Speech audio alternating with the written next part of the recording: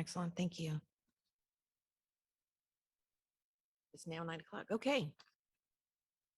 Good morning and welcome to the Delta Stewardship Council meeting. Today is Thursday, January 26th. Happy New Year to everybody. If you would please stand and join me for the Pledge of Allegiance. Pledge allegiance to the flag of the United States of America and to the republic for which it stands, one nation, under God, indivisible, with liberty and justice for all.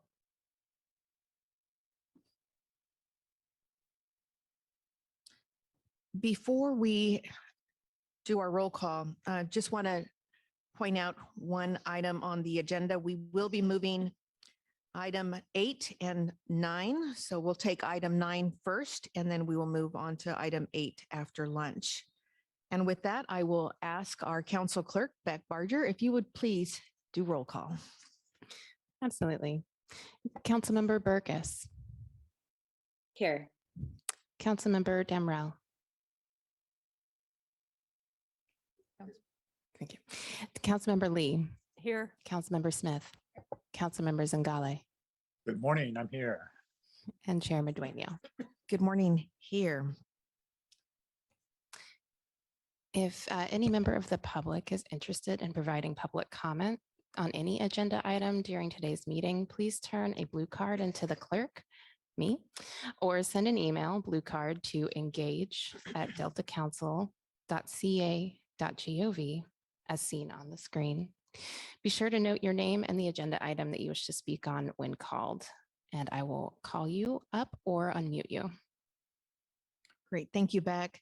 We will now move on to item number 4, which consists of the consent calendar. And for that, we have the adoption of the December 15th, 2022. Sorry, meeting Madam summary. Chair. I'm sorry. Item number 3, Oh, I public missed 3 comment. altogether, didn't I? I'm so sorry. Yes, I'm sorry. Item number 3 is the public comment period. At this time, members of the public may make comment on any topic not listed on the agenda. Beck, do we have any public comment? No, Madam Chair, we do not. Okay, now we can move on to item number 4, the consent calendar, again, which consists of the adoption of the December 15th, 2022 meeting summary. Is there a motion to approve? So moved. Moved by Councilmember Smith. Is there a second? Second by Councilmember Lee. Is there any need for discussion on the item? If not, we will go ahead and take a roll call vote.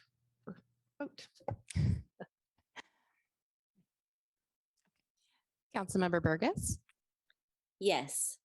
Councilmember Damrell. Aye. Councilmember Lee. Aye. Councilmember Smith. Councilmember Zingale. Aye. Chair Medueno. Aye. Moving on now to item 5, the chair's report, as well as any council report. Just a couple of things. First and foremost, I just want to say again, Happy New Year to everybody. I'm very grateful and thankful that we're all here and safe. We had quite the end of the year and beginning of the year. And I also want to take this opportunity to welcome our newest council member, Miss Diane Burgess. And I want you to tell me, Diane, how do I say your name correctly? I want to say it correctly. It's Burgess. Burgess. Okay. But anytime somebody tells me to say their name right, I always panic and I'll say it wrong. So it's totally fine. I've been called worse. Well, we want to get it right. So we want to welcome you. For those of you who do not know, Council Member Diane Burgess is a Contra Costa County supervisor, an ally, and an astute elected official from Contra Costa County, and also serves as the chair of the Delta Protection Commission.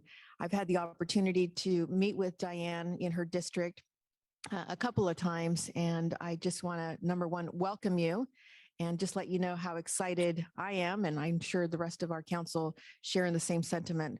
Welcome you to this council, and again, great to see you, and we look forward to seeing you here in person, and hope you feel better and recover soon. Thank you so much.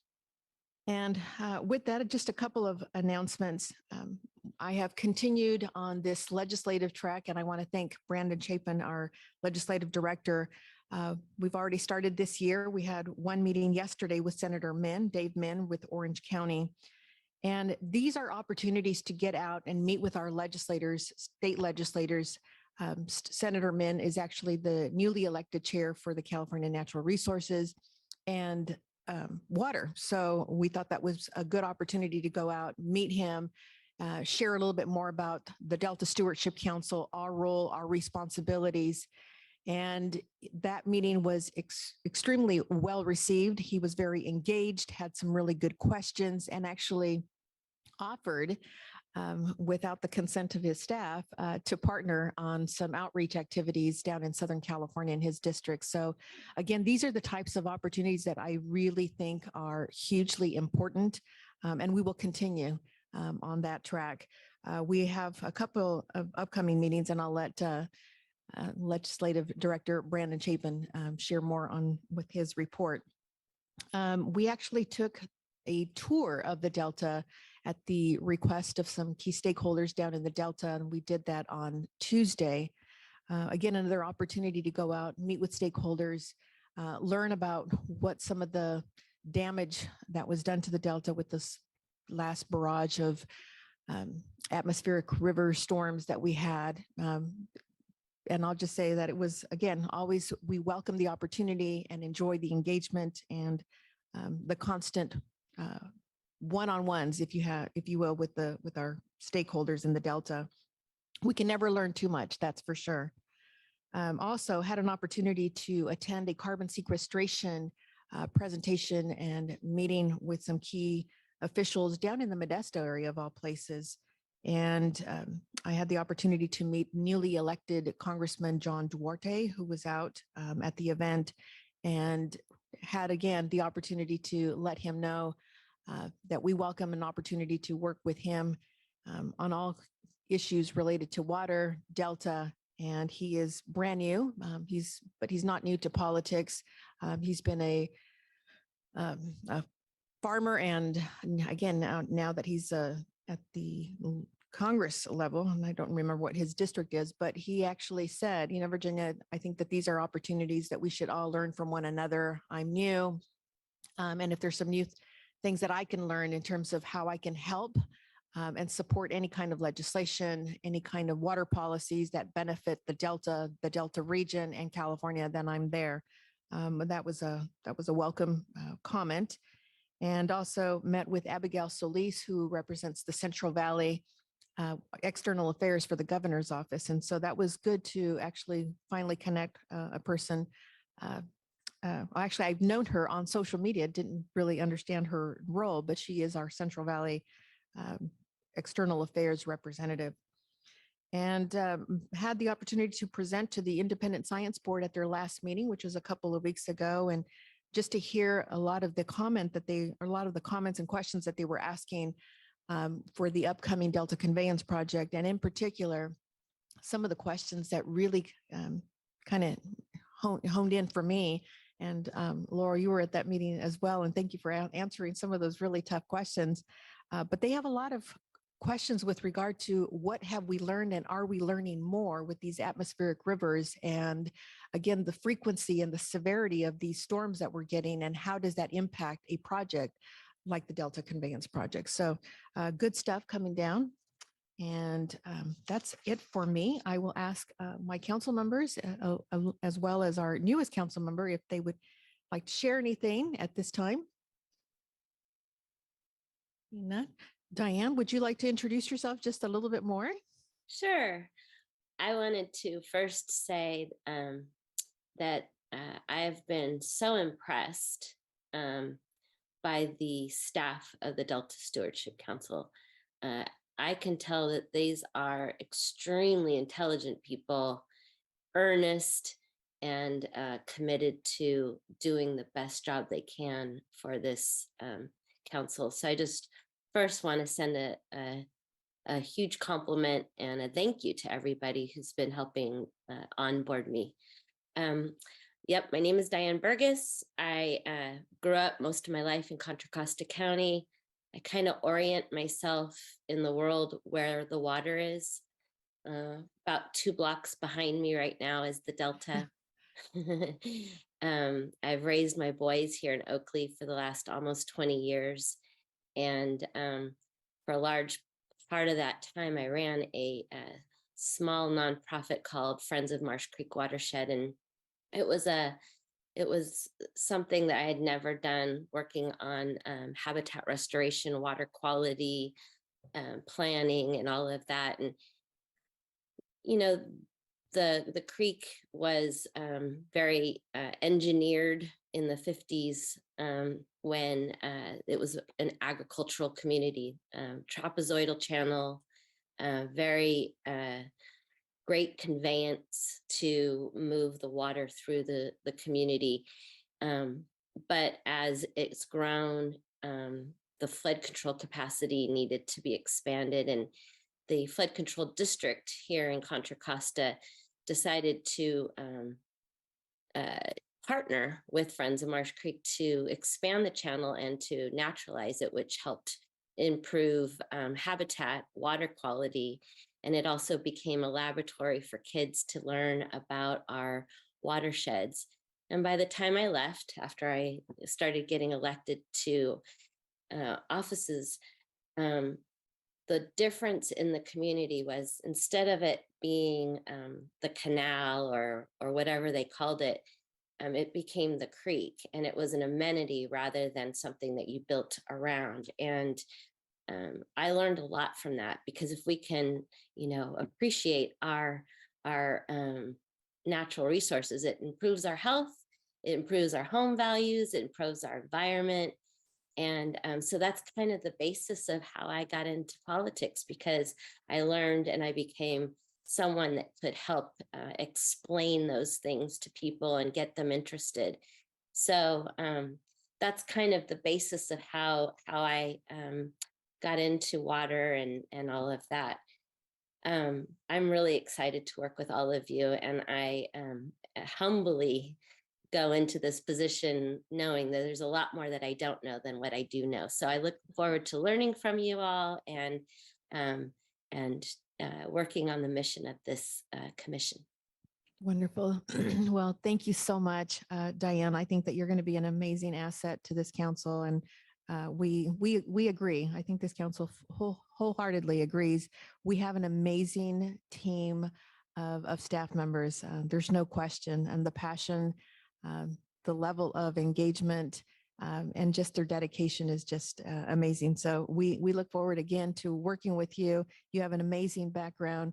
And I will also take this opportunity, if former Councilmember Don Natoli is watching. Don, we miss you, but your seat is in good hands with Diane. And with that, we will now move on to the Executive Officers Report. And for that, we have our distinguished Executive Officer, Ms. Jessica Pearson.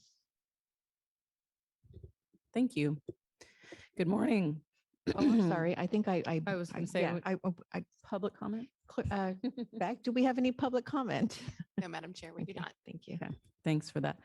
Okay, well, I hope everyone stayed safe and dry after our historic deluge of atmospheric rivers over the last few weeks. I especially want to recognize and extend our thanks to the first responders and the utility workers and the levee patrol in and around the Delta, who worked nonstop over the last few weeks, trying to keep everyone safe and warm and with electricity. The event thankfully brings some much needed water for the state in the form of snowpack for the year. We're now about 200% of normal for the day, and about 100% of the April 1 average. You'll hear a little bit more about that in Laurel's report. However, as counterintuitive as it is, we're still in a state of drought, depending on where you are in the state, in varying degrees. And interestingly, it was really the drought that probably saved us from a worse fate of flooding, given all of the space that we had in our large rim reservoirs. As we saw this week, Councilmember Medueno and Chair Medueno mentioned our tour of Delta levees. The flood management system in the Delta performed pretty well. I mean, in no small part, thanks to those who work every day to maintain it. As far as we currently understand, there are still some concerns with how many trees that were in or on Delta levees that have fallen, and only time will tell with their eventual removal what that reveals in terms of possible damage. Also, some croplands sustained flooding and possible damage due to drainage pumps being out of commission during extended power outages. So we'll try to stay abreast of those developments on the flood front as we remain on storm watch in the coming weeks and possibly months. Just in terms of announcements and events, we have our Delta Restoration Forum coming up on February 8th from 3 to 6 p.m. at the Delta Conservancy's office in West Sacramento, and it will also be held virtually.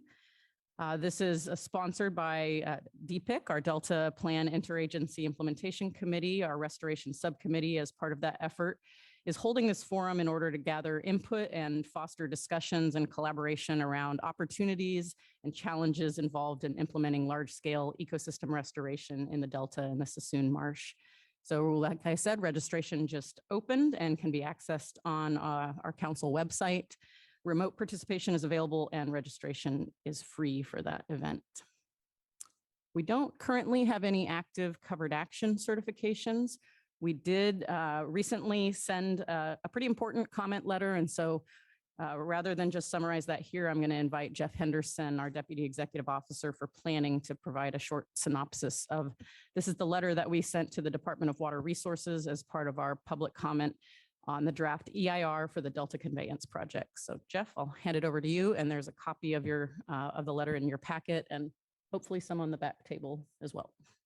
All right. Thank you, Jessica. Good morning, council members. On December 16th, 2022, council staff submitted a comment letter to the Department of Water Resources, or to DWR, on the draft environmental impact report, or the draft EIR, for the Delta Conveyance Project. You may also hear this project referred to as the Delta Tunnel Project. A copy of our letter is included in your packet for today's meeting. The Delta Independent Science Board also submitted a letter regarding their review of the draft EIR, as you heard earlier in Chair Madueño's chair's report. As you may know, the project proposes to install multiple intakes along the Sacramento River in the North Delta. Those intakes would be connected to a tunnel that would then transport the diverted water south along either a central or an eastern alignment to a point in the South Delta from which the diverted water would be conveyed to the California Aqueduct via either Bethany Reservoir or a new forebay constructed adjacent to Clifton Court. The council's been tracking the Delta Conveyance Project as a potential covered action for some time, and we have a long history with previous iterations of the proposal as both the Bay Delta Conservation Plan and the California Water Fix. We anticipate that DWR will submit a certification of consistency with the Delta Plan for the project, and we expect several appeals similar to our experience with California Water Fix. Council staff have been meeting with DWR in early consultation on this project for the past 3 years, and will continue to meet to discuss the project relative to the Delta Plan ahead of an anticipated certification sometime in 2024. Our letter builds on comments that we offered on the notice of preparation of an environmental impact report for the project in a letter we previously submitted in 2020. It identifies how the project appears to meet the definition of a covered action and identifies potentially applicable Delta Plan regulatory policies. We identify concerns regarding the consistency of proposed project mitigation measures with our Delta Plan mitigation measures, and regarding how DWR intends to adaptively manage uncertainty regarding construction impacts and mitigation measures. The letter identifies information DWR would need to provide to document how suppliers receiving water from the project are reducing reliance on the Delta and improving regional self-reliance, pointing to example methodologies that were provided by DWR to water suppliers in guidance documents for their urban and agricultural water management plans.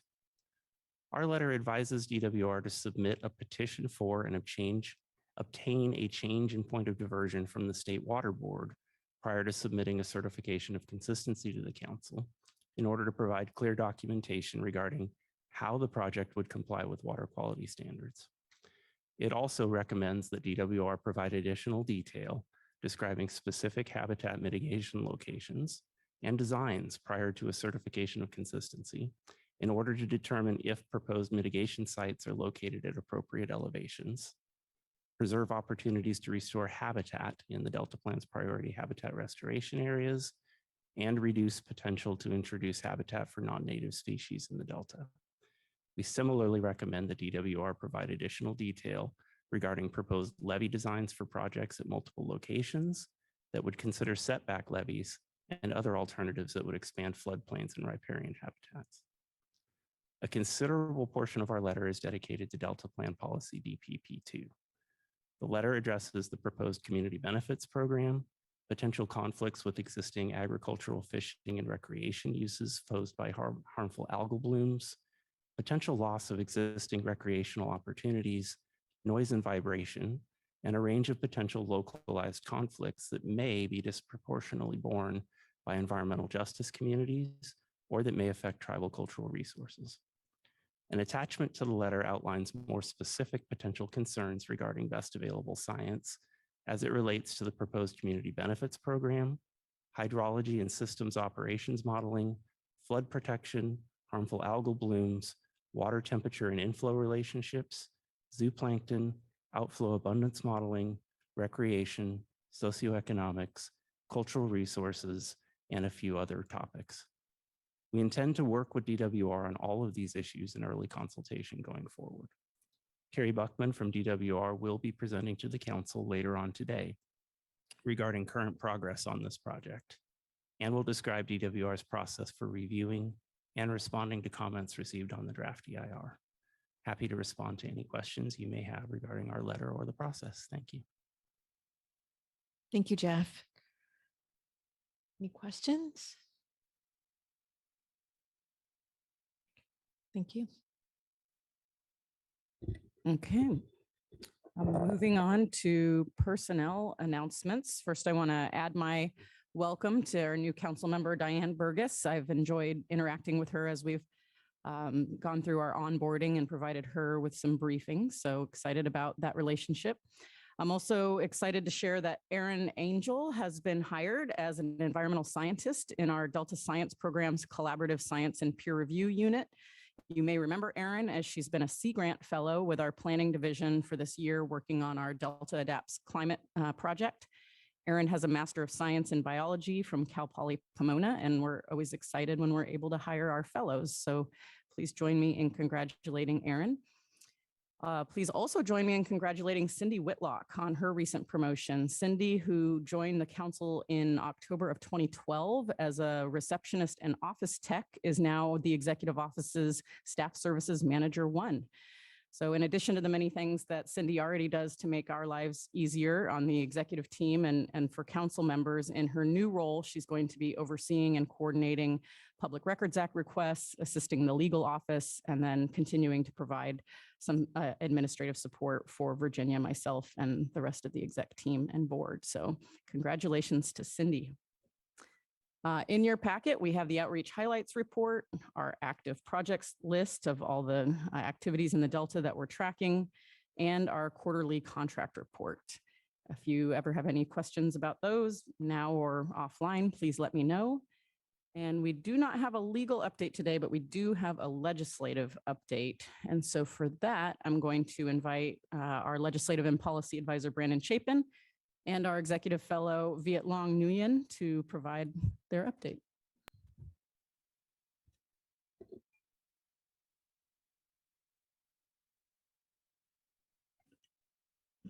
Thank you, Jessica. And thank you, Chairman Dueño and council members. We'll start off this ledge update. Last month, we gave an overview of the state Senate and Assembly districts that overlap the Delta, and that was very well received. And so Chairman Dueño asked us to do a quick run through of the congressional districts as well that run through the Delta. So I'll go ahead and pass it over to Viet Long to walk us through that. Thank you, Brandon. Good morning, council members. Next slide, please. Today, I want to give you an overview of Delta representation in the U.S. House of Representatives. First up in the blue, we have Doris Matsui representing the 7th Congressional District. Her area covers the northeastern part of the Delta, including West Sacramento, Locke, and Walnut Grove. She is a long-serving member representing the Sacramento area, and she was elected to the House in 2005. Her issue interests include flood protection, levee improvements, and public transportation. And she is the co-chair of the Sustainable Energy and Environment Coalition. In the yellow area, we have Representative Mike Thompson from the 4th District. He covers the northern part of the Delta. He served in the California State Senate from 1990 to 1998, and he was elected to the House in 1999.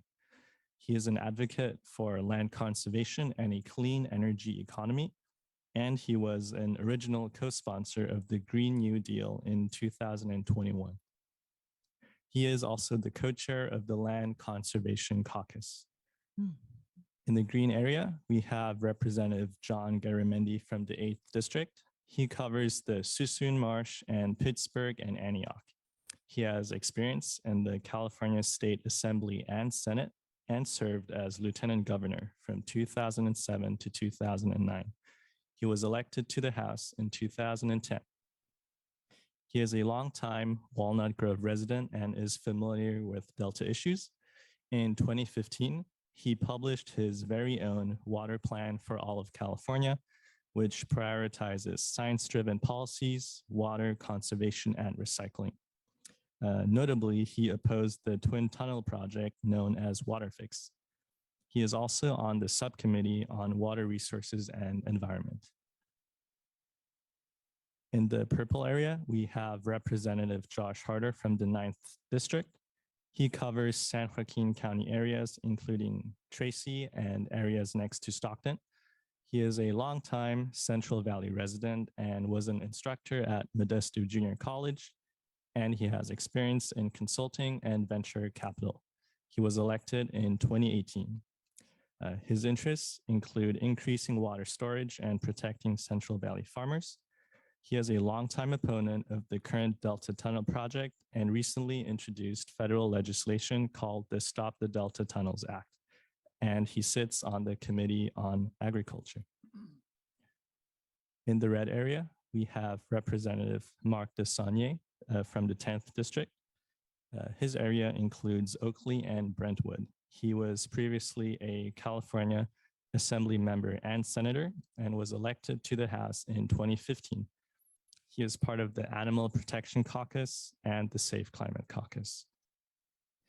And then in the small gray area, we have Representative Eric Swalwell from the 14th District. His area covers a corner of Alameda County. Previously, he served as a prosecutor in Alameda County DA's office and was a member of the Dublin City Council before being elected to the House in 2012.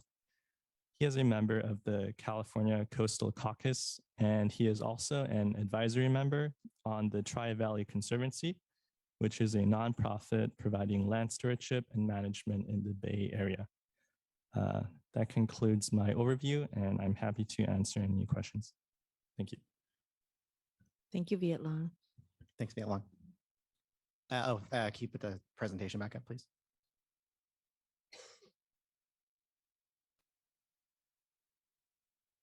Thank you.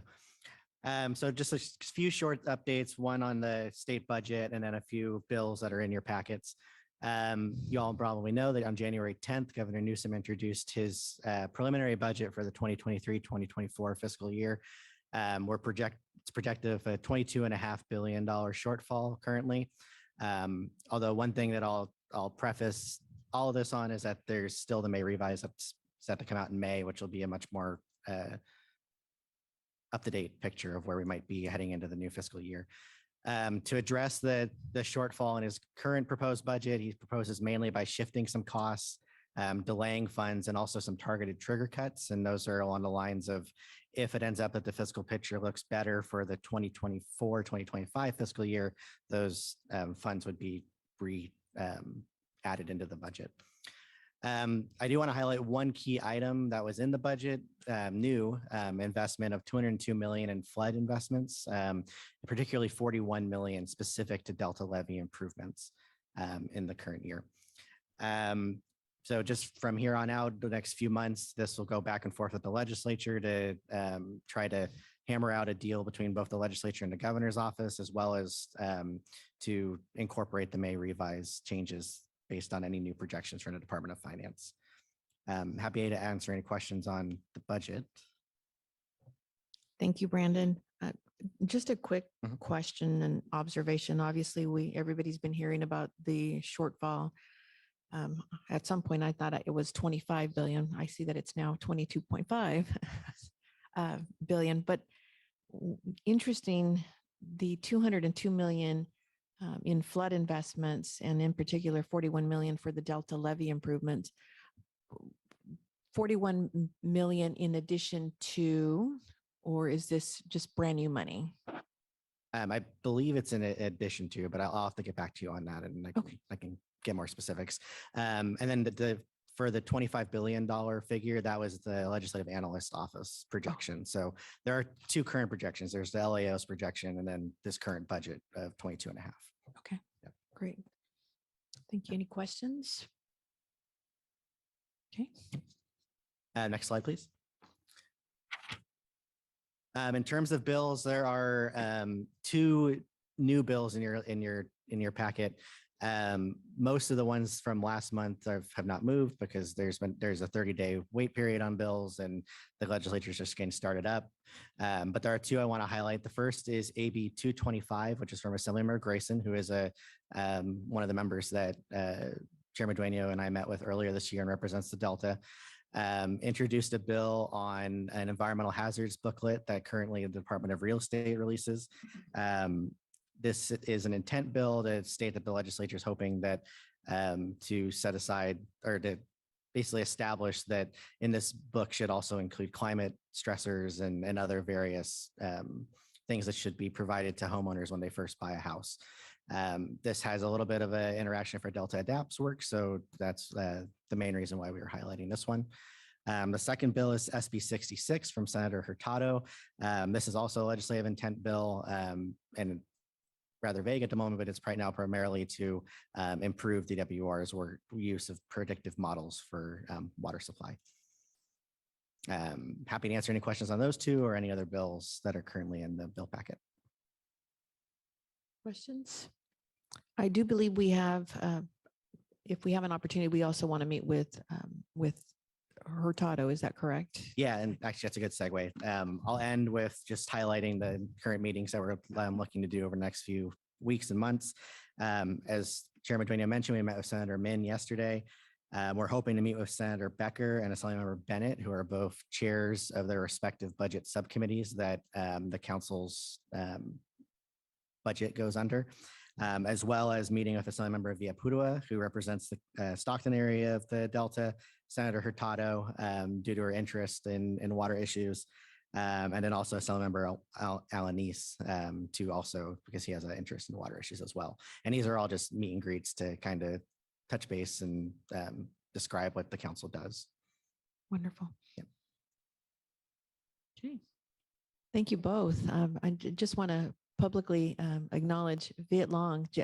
I'm just so impressed with how you have picked up and you're just running, and I love it. So thank you so much for your contributions. I know that Amanda and Brandon are really enjoying the extra help, and we appreciate it from the council as well. So thank you both. Thank you. Thank you. Yeah, we don't let our executive fellows get away without presenting to the council while they work here. So thank you. Okay, well, next up, we're going to turn to our program updates from our sister Delta agencies. We've got Campbell here with the Delta Conservancy, and I think virtually we're going to have Bruce Blodgett from the Protection Commission.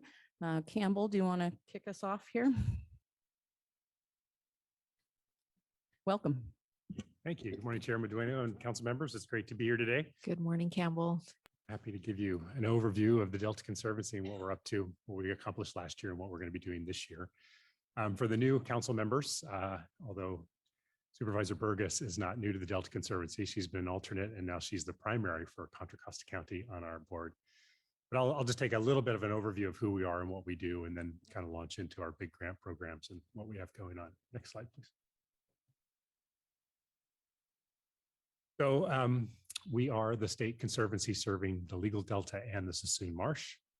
A state conservancy is typically intended to be a partner to the local community, bring public resources to projects that both are aligned with state priorities as well as benefit the community. So you can see that we essentially work very closely with the community at hand, and we typically are an implementer of the Delta Plan as well. Next slide, please. We really have two primary roles, and that is to do ecosystem restoration as well as economic development in the Delta. And of late, we've done more in the realm of Delta drought response, as well as focusing quite a bit on climate issues in the Delta as well. And I'll talk about that as I talk about our grant programs. Next slide, please. So this is really the meat of who the Conservancy is and what we do. We have 4 main grant programs right now. The first was our Proposition 1 Ecosystem Restoration Grant Program. That was an allocation of $50 million from Proposition 1. And we've run 5 solicitations for that program, and we're just about through that funding source. We funded 35 locally supported projects, really affecting over 8,000 acres, providing some sort of ecological uplift on an estimate of 8,000 acres. It's a little hard to calculate that number because there's planning projects in there and strange polygons and how projects line up. But then there's wetland projects in there, there's floodplain projects, there are water quality projects, and a host of other project types, again, providing some sort of ecological benefit. We had an allocation of $12 million in Proposition 68, as well as recent funding from the Climate Access and Restoration Funds, General Fund, totaling $23 million. That's funding that we have dedicated more towards the economic development component of our mission. And that's currently funding 11 projects, and there are funds still available, but that's looking, we've done park construction, park improvements, trail systems, historic preservation, welcome centers, and we have a number of concept proposals coming to us in the near term to continue to expend those funds. For the last 2 years, we've run the Delta Drought Response Pilot Program, and that was an effort in coordination with the Delta Water Master's Office and DWR and the Delta water users. And it was funded by DWR. The intent here was to encourage farmers to utilize less water consumptive practices to provide water quality benefit and ecological benefit in the Delta. We teamed with the Nature Conservancy this year and also incorporated migratory bird benefits. So if we're conserving water, not growing corn on 100 acres, but we can flood up 30 acres and provide some really critical bird habitat during the drought. That was the intent of the program. All total, that program has now 97 grants, individual grants with farmers, which has just been really exciting to have the opportunity to really engage with all of these farmers and get to know them and understand their issues. And that's 30,000 acres enrolled at this point. It's a strange position to be in that if it continues to rain, and we have a grant program going to incentivize water conservation, which is always important. We'll be watching the weather forecast very carefully and seeing what happens in this water year. The last program is our nature-based solutions program, and that was a recent allocation of $36 million, and that is for what we've talked to the council about numerous times in the past, and that's really trying to address subsidence in the Delta. We all know that the central Delta is deeply subsided. That's a result of oxidation of those peat soils, pumping carbon into the atmosphere at alarming rates. And so we're very excited now to finally have some funding that will help incentivize change in practice.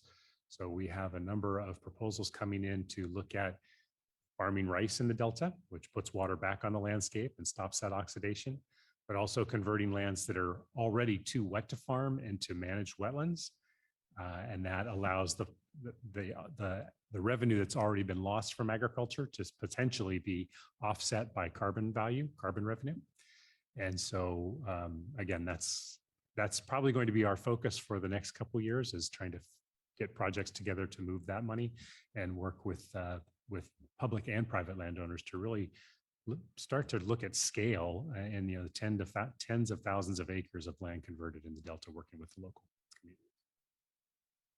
I think that's my last slide. I'm very excited to be co-facilitating the Delta Restoration Forum February 8th with the Stewardship Council, and always enjoy working with the Stewardship Council staff, but just particularly Jeff and Amanda and Dylan for all their work in coordinating that effort, and really look forward to that. And I think we're up to over 100 registrants so far for that event. So that should be really great.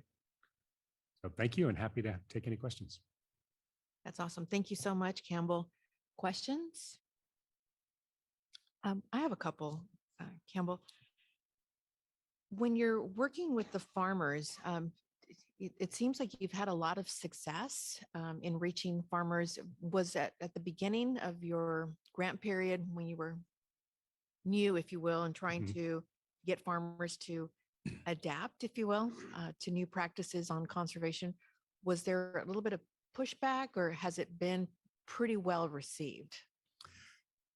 Yeah, it's a really interesting question. So we can't really take credit for that program, the initiation. So it was the Delta Watermaster and DWR coming together with the water districts in the Delta, who had already started to come together to try to formulate how they wanted, what they thought they could do to manage through the drought.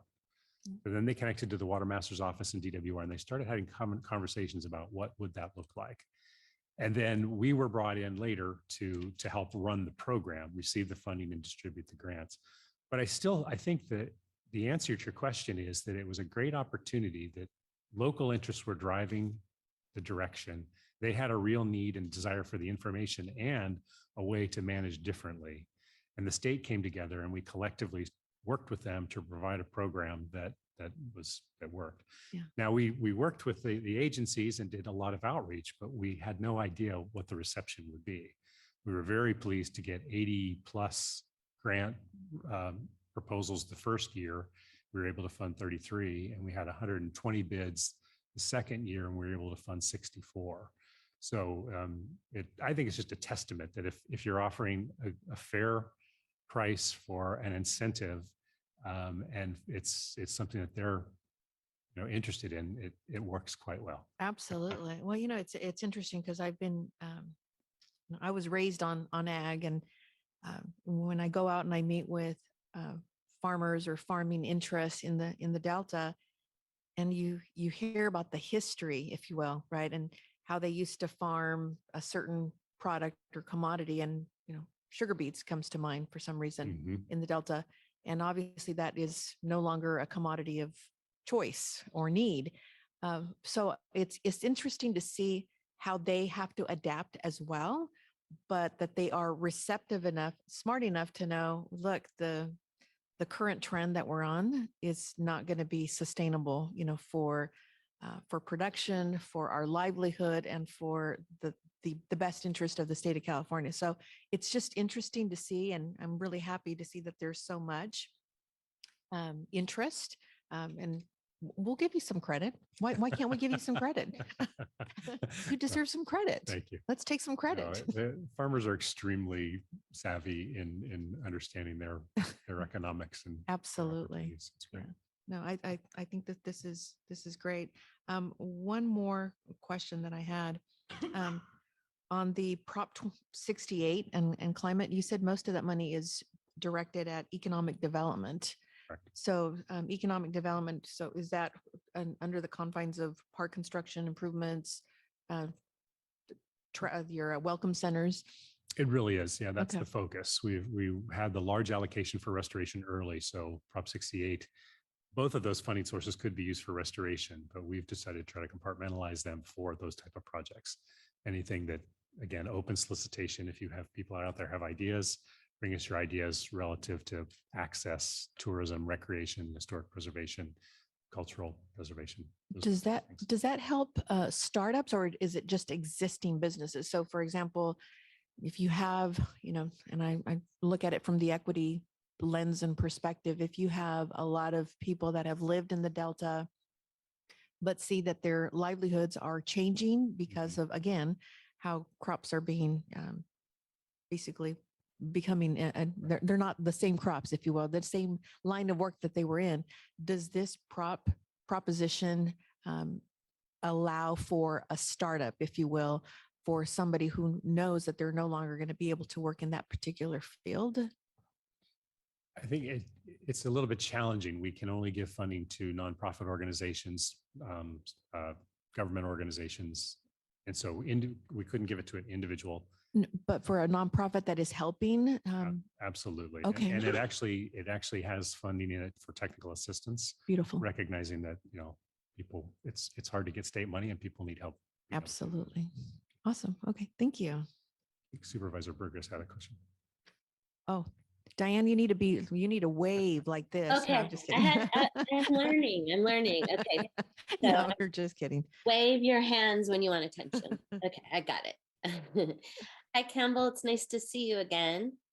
As I was listening, I was thinking about the restoration projects that have been funded, and I was looking at the list. We had our meeting yesterday, and can you comment on how one project can actually create more projects as we learn how to do this? Or I think, I mean, we're hoping that's happening all the time, right? And I think, a really good example of that is the nature-based funding. I mean, we've been working for a number of years. There's a couple of pilot projects out in the Delta that are looking at, that have created managed wetlands and have looked at rice projects. And now there's a couple that are coming that will hopefully be looking at almost whole island efforts, and really how do we manage these islands more effectively to be economically viable, but also stop subsidence and reduce the threat of losing the islands. So yes, I mean, I think that's probably one of the most exciting areas where we're starting to hit this threshold where there's a lot of interest, and there should be some really big projects coming online in the next couple of years, which will help everybody in this zone in the Delta look and see, here's an economically viable model that my system can be more resilient, and I can continue to make a living off the land. So I think that's a lot of these projects are almost like small laboratories to like test and see if it works, and then it can get done on a larger level. So it's been really fun to see, these projects kind of get bigger and more, make more impact. The other thing I was thinking about is that you're working, as someone that is working, representing the Delta Protection Commission and has worked on the Delta stuff, I've seen that one of the big challenges is seeing the Delta as a unique place that it is. And it's part of, doing that is helping people that live, work, to discover it as a unique place themselves. And so by doing these projects, whether it's the parks or the restoration, on the ground, people are learning about their own place so that they can be the voices of the Delta. And I think there's been probably a lack of trust for a lot of these folks. And so for what you're doing and for what other agencies are doing to help engage people, there's that trust that's coming along.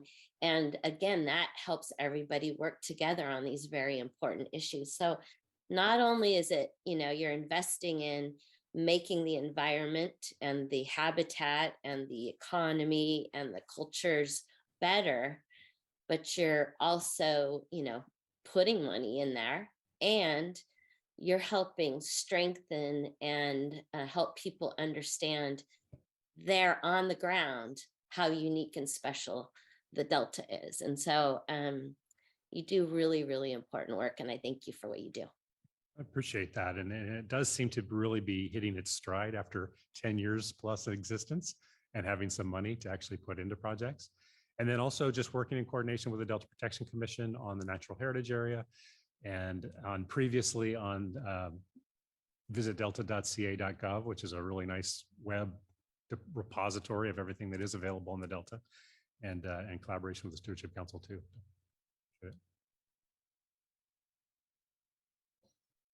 Thank you again. Thank you. Okay. And then next up, we have Bruce Blodgett, who is the Executive Officer of the Delta Protection Commission. Thank you, Jessica. Madam Chair, this is Bruce Blodgett. Sorry I'm not in the room with you there today, but as you may have noted, Tuesday when you went out for the tour, that we helped organize.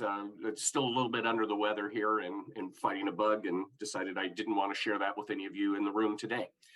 So I'm working remotely, and will continue to do so until I get over this thing. Projects, some of the things that we're have been working on. Obviously, the conveyance project, Jeff already gave a good overview. We did provide our comments to DWR on December 14th. Received notice on the draft environmental impact statement, like everyone else, from the Army Corps of Engineers on December 19th. Following week, sent in a letter to the Army Corps of Engineers requesting an extension of the comment period, trying to review 3,000 pages of documents, especially for those that are in flood fight for the foreseeable months here coming forward. We didn't think that was acceptable, so we did ask for an extension of the comment period. That has been moved out to March 16th now. So that is some good news, but we also asked for in-person hearings, and to date, they've not scheduled any in-person hearings. So that's a bit of a disappointment.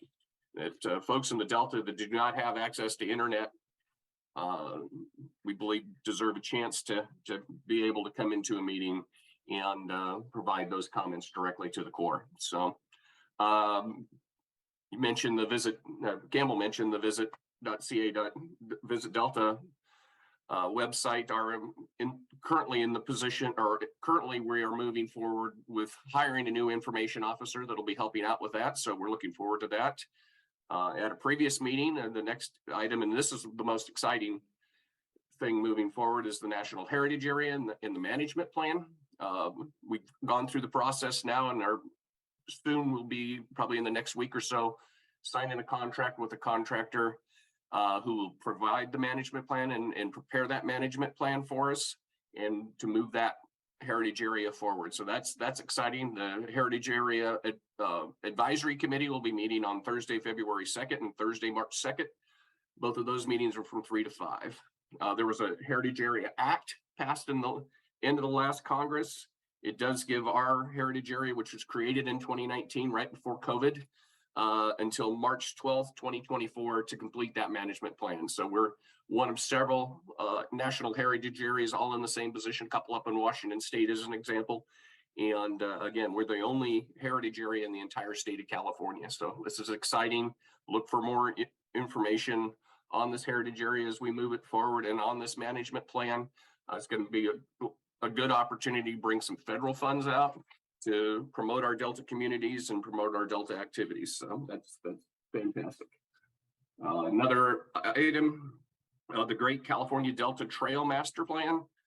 Virginia Gardner is working on that for us. She's got a committee that's going to start meeting again here in March 2023 to move that forward. Mentioned the heritage area, and again, Blake Roberts, I know, came and gave you a presentation a couple months ago.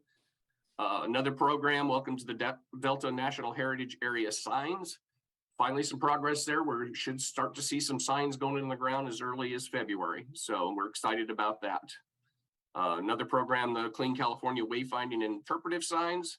I'll be signing a contract later today with Caltrans to move that forward. So again, these are wayfinding signs,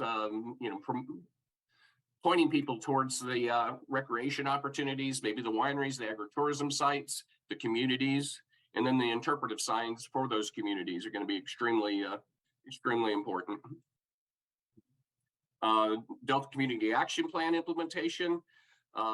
That's implementation plans that are created for and by the Delta legacy communities. So you think Locke, you think Walnut Grove, Clarksburg, Hood, all of those. It's working with those communities and a plan for moving them forward too. North Delta Oral Histories is in working with the 1883 Clarksburg Schoolhouse, which is where everybody was parked next to that went out on the tour. That's the Clarksburg Schoolhouse project, and looking forward to seeing that move forward if we can just get Army Corps moving forward a little quicker on final permitting for that. So I'm losing my voice at this point, so I'm going to cut it a little bit short, and I'll be happy to take any questions. Thank you, Bruce. And yeah, I can hear it in your voice. You're still a little raspy, and hope you feel better. Are there any questions of Bruce? Oh, yes, Diane. I'm a quick learner. Hi, Bruce. I think I sound a little better than you, so please get well soon.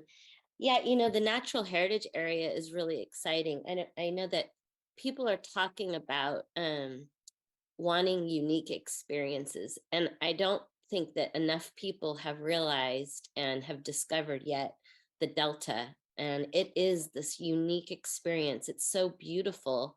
And there's so many really neat little towns and events and cultures and farms and it's such a great place. And so all of these efforts, whether it's to go visit a winery or go to a festival or learn about your environment, this is such a treasure. And I love the work that we're doing at the Delta Protection Commission. And I want to welcome Bruce. This is your first year, and he's doing a great job. And I just think that all of the work that they're doing is really impressive. And again, talking about Delta as a place, it's going to not only help people on the ground, but it's going to help attract people all over the state and beyond to come see this very beautiful, unique place. So thank you for all your work.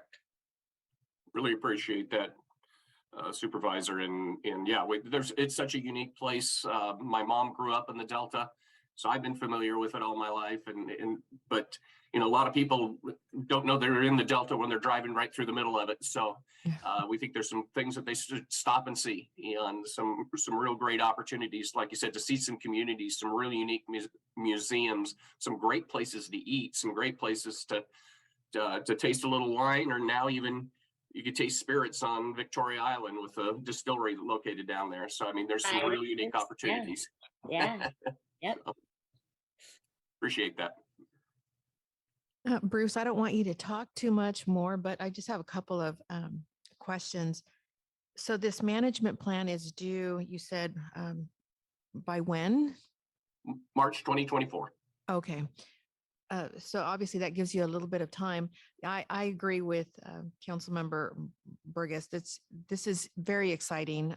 Since the first time I heard about the National Heritage area, I thought about how can it be expanded to really help others and help the region to become that much more vibrant. And you mentioned that you're going to be hiring an information officer. Are there opportunities to work with, and I had talked with Eric Vink before, expand the interest to entities like Visit California, and try to, again, and I guess it depends on who you talk to in the Delta. Some people are like, we like it quiet. We don't want people, we don't want strangers coming here and trampling in our area. So it's kind of that trying to find that right balance, because obviously it could help the region, bolster economics. But I also think that it is such a unique area. It's just a wonderful place. How do you celebrate that without compromising it? And as I share with other people, how unique this place is, and yes, you can go and take your family there. You can go out and have some amazing, wine experiences. How do you start to balance again the opportunities for hotels and hotel interest? Because Sacramento, even though it's not that far, but when you've had a glass of wine like me, you want to go to sleep. And so how do you balance that? If you could just answer a little bit of that, I would appreciate it. Or if not, you and I can have an offline conversation, because I have some ideas too, because obviously, with your information officer, maybe you could start doing some podcasts and some videos and start really cultivating a presence on social media, so that people really understand, not just here in Northern California, but throughout the state of California, what a unique opportunity this is, what a unique place this is, but more importantly, how incredibly important it is to preserve, protect, and cultivate and sustain the future of the Delta. Right. By all means, whatever we can do to promote the Delta and those interests in the Delta, from everything from recreation to agritourism to the communities, to the museums, all of those things, whatever we can do to continue to promote that, because that's their viability really rests on that. I even went by the Sportsman's Expo at Cal Expo here on Friday and looking for it. You had the Rio Vista Chamber, you had the Delta Chamber of Commerce there and promoting the Delta. And I think that we can partner with folks like that to help. And there's also fishing guides, obviously, that were there that are active in the Delta as well. So I think there are opportunities. You're right. You always have to balance that. It's not like you can start throwing brand new communities in the middle of the Delta. That's a little bit precluded by state law already. But there are going to be some opportunities, at least on the fringes, for some opportunities for additional lodging, and then giving those opportunities, promoting the Delta as a place and things that people can do. There's even some talk. So back in another heritage areas, promotes they promote themselves with a shuttle bus system. So they take people around their heritage area with a shuttle bus system. Is that something that we could be looking at long-term and down the road and, finding funding for, that might be an option, having it launch from a Rio Vista or a South Sacramento and different locations, and people being able to go out on a shuttle and stop at a winery or a community and get back on and get ultimately back to their car. That might be a good opportunity. So yeah, we'll look for opportunities wherever we can. Look forward to continuing this conversation with you. Thank you so much, Bruce. And don't let me forget, put it on your mental note. We'll have an offline conversation about an area. It's not the drink. Well, it does include the drink, but it's the region and the city of Tequila, Jalisco in Mexico. And they do have that shuttle system. And we can talk more about that offline. But again, thank you so much for that very informative report. And we hope you feel better very soon. Yeah, me too. Thank you. Appreciate it. Okay. Thanks, Bruce. Well, thanks for indulging me. I've got a chock full executive officer's report here, but here's the last item. We're going to talk about our 2022 Delta Stewardship Council annual report. So I'm happy to announce that the annual report is now available online. This past year, the council made significant progress on our major initiatives, our work plan. And I'm really proud of all the work that staff have put into achieving these accomplishments. And this year we're presenting them in a more digitally interactive format. So over the last year, the council amended the Delta plan to fill the need for a comprehensive vision for large-scale ecosystem restoration. We continued our increased focus on environmental justice and climate adaptation work. We have continued to work on prioritizing state levy investments. We've updated our covered action appeal procedures, and we've measured performance towards Delta Plan goals and objectives. This is all in addition to the work of the Delta Science Program. They published the 2022-2026 Science Action Agenda. They've been applying and communicating the scientific findings from our council-funded research. And you saw the announcement last month of the Delta Science Tracker, which is going to be up and running soon. So to talk a little bit more about this and do a deeper dive, I'd like to welcome Brittany Young, who is our information officer in our comms shop, and she's going to give you a brief presentation. Brittany, welcome. Hi, everybody. Thank you so much for that introduction, Jessica, and welcome Councilmember Burgess. It's very nice to meet you guys. I'm so happy to be here with all of you today to talk a little bit about the annual report as JP teed up. So I'm going to actually run my own slides here. So I'm just going to Beck walked me through this. Thank you, Beck. Doing a screen share. Okay. Perfect. Can you see my screen?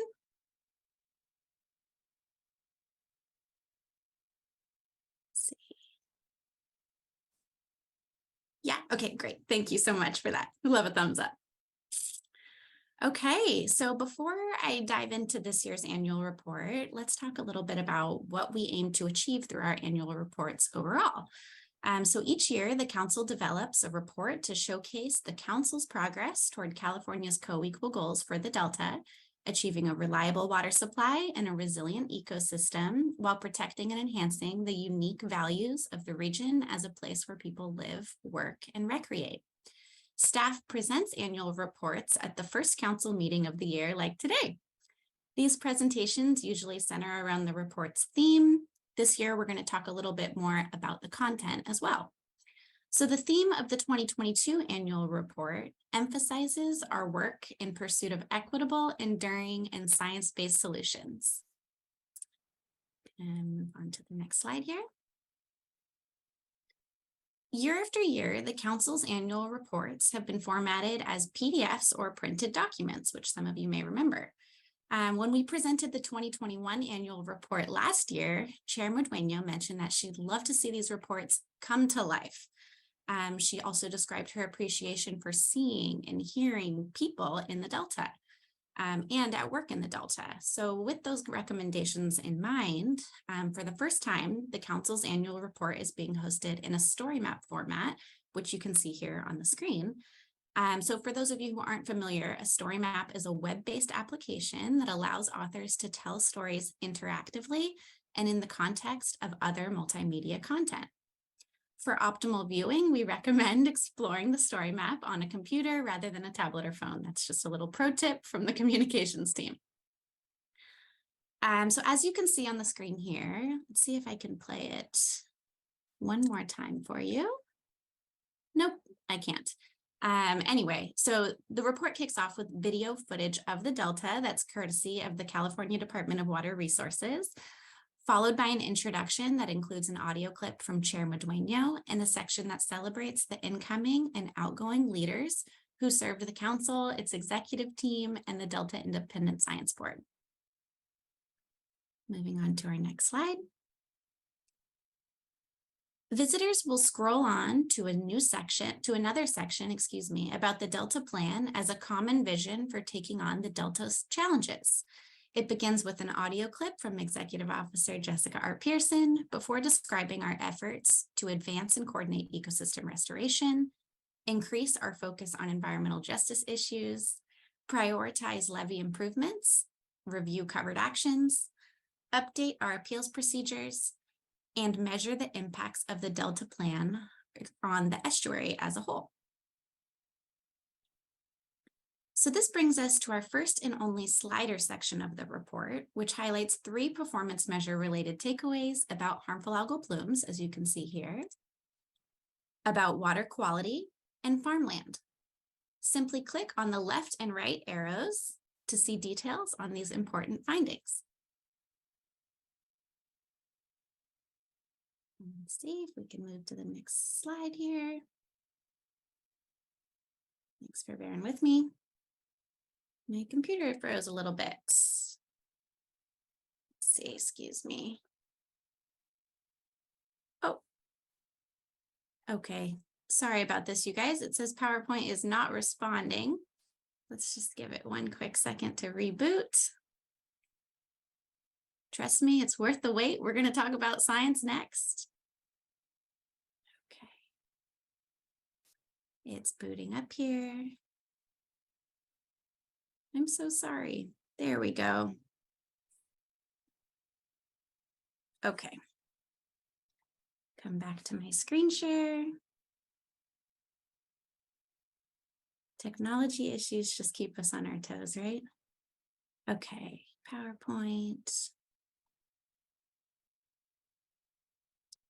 Okay, it says screen share has failed. Let me give this one more attempt here. Brittany, we have it queued up on our end if you want us to give it a go. Let me give this one. Oh, you know what? I think it just popped up, Beck. You must be my good luck charm. Thank you for that. No problem. Okay, can you guys see my screen now? Perfect. I think we're good. Thank you. Thumbs up. Yeah. Okay, so I promise this is worth the wait. Now we're going to talk about science, which is the next area on the story map. So this portion of the report begins with an audio clip from Dr. Laurel Larson and focuses on the ways in which we advanced the Delta Science Strategy and funded and communicated research. To be more specific, it spotlights how the Delta Science Program charted an updated science action agenda, tracked science activities, communicated and applied findings from council-funded research resulting from our 2018 to 2019 research solicitation, and learned from the Delta Independent Science Board. Okay, so the science findings section is folks will find when they scroll down. This section is really, really, really important. So from funding to findings, we know that science takes time.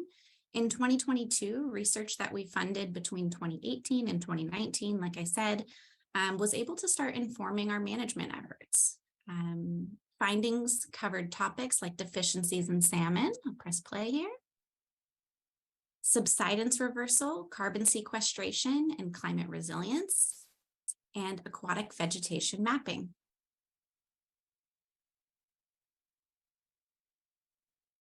The report ends with a timeline of communication-focused milestones, from workshops to blogs and from science communication to news media stories and so much more. You'll find this information plotted above, a closing audio clip from our Chief Deputy Executive Officer, Ryan Stanborough. Along with the annual reports from 2019 to 2021, a link to this year's story map is now live on our annual reports webpage. So starting this afternoon, the External Affairs Division and select executive leaders will distribute this report broadly through platforms like our website, our listserv email, our social media platforms, and of course through one-on-one connections with our external partners, colleagues, and newsletters. In addition to those folks, we also plan to promote the report among audiences involved with the legislature, as well as those involved with hiring and recruitment.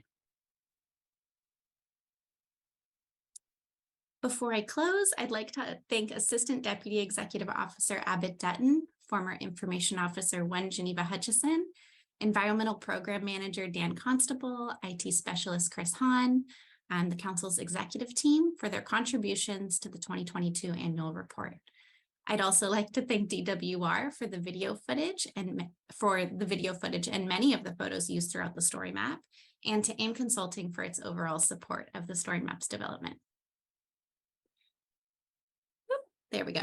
Transitioning the annual report from a PDF or a printed document to a story map format was a really big leap for us.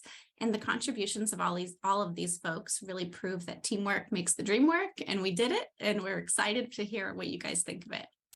So we hope that you enjoy exploring last year's annual report, and please share it with your networks. We really want to get as many eyes on it as we possibly can.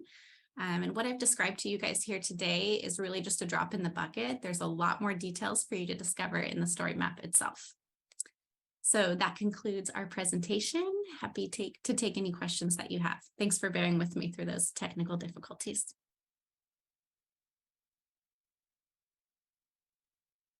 This is Daniel. I wanted to congratulate the team, everyone involved, and you for your vision on this. It's really, I think, an important step forward in making our work more accessible and understandable, and I'm really excited. It's great. Thank you so much, Council Members Ngale. Great job, Brittany, and you're very good. You've got grace under pressure, so good job managing. Because, you know, all of us humans get to deal with technology these days. Yeah, no, this is a great report. Really good for me for the beginning, to help kind of set things up. And and it's pretty. It's a good job. Thank you. Thank you. It's a team effort for sure. Thank you, Daniel. Thank you, Diane. Any other questions or comments? If not, Brittany, I feel like I'm going to shed a tear right now. I'm so excited. I'm so proud of you and the team. You captured what I was envisioning, and I would love to take that QR code and share it with, again, key stakeholders in those meetings. It's great to take paper, but no, it's not. I think that this really does, for me, highlight again, more of what I think we need to do, and that is share our story. And you've been able to capture it. I obviously haven't seen it yet, but I understand you have a couple of great voiceovers, not mine, but so I'm super excited. You really did an outstanding job. And again, I just want to commend you, Abbott, the entire team. job well done. I'm super excited about going out, promoting this. And will this be on our social media? I want to be able to get a lot of likes. I want you guys to be, again, recognized for the great work that you have done. Thank you. Job well done. Outstanding. Thank you so much. And I'm really glad that you mentioned that it is sometimes nice to take a paper and sometimes it's not. We will have an information sheet that'll be available for folks to print out. If they do want to take a leave behind to a meeting, the QR code will be on there so folks can easily scan it and get to it digitally if they'd like to. But we do recognize that there's some folks who need, a paper copy of the highlights of the report. So we want to be as accommodating as possible. Absolutely. Well, we can tattoo it on people too if they want to. I've already got mine. You can't see it, but it's right here. That's so funny. Thank you, Brittany. everybody. Thank you for your leadership on this. And I can personally attest to how much time and effort you've put into this. And thank you to the whole team behind it. This is great. Thank you. Team effort. Air 5. Bye-bye. So staff is going to return next month to pivot from annual report to discuss council draft priorities for the year ahead based on our multi-year work plan. So look forward to that. And then speaking of looking forward, for the rest of this meeting, after we do the lead scientist report, we will move on to the Delta Science Program staff who are going to present updates from 2 major scientific synthesis efforts, including the State of Bay Delta Science. And then after lunch, our Delta Plan Performance Measures team will talk about our 2022 year in review of the Delta Plan's performance measures. And then lastly, from the Department of Water Resources, we will have 2 presentations, one on the Delta Conveyance Project, and one is an overview of its current habitat restoration activities in the Delta. So that concludes my report. Happy to take any questions or check for public comment. Thank you. Thank you, Jessica. Again, you always astound me that you have so much on your plate and you always do it with such grace and vigor. So thank you. Beck, is there any public comment? Yes, Madam Chair, we have OSHA Meserve first.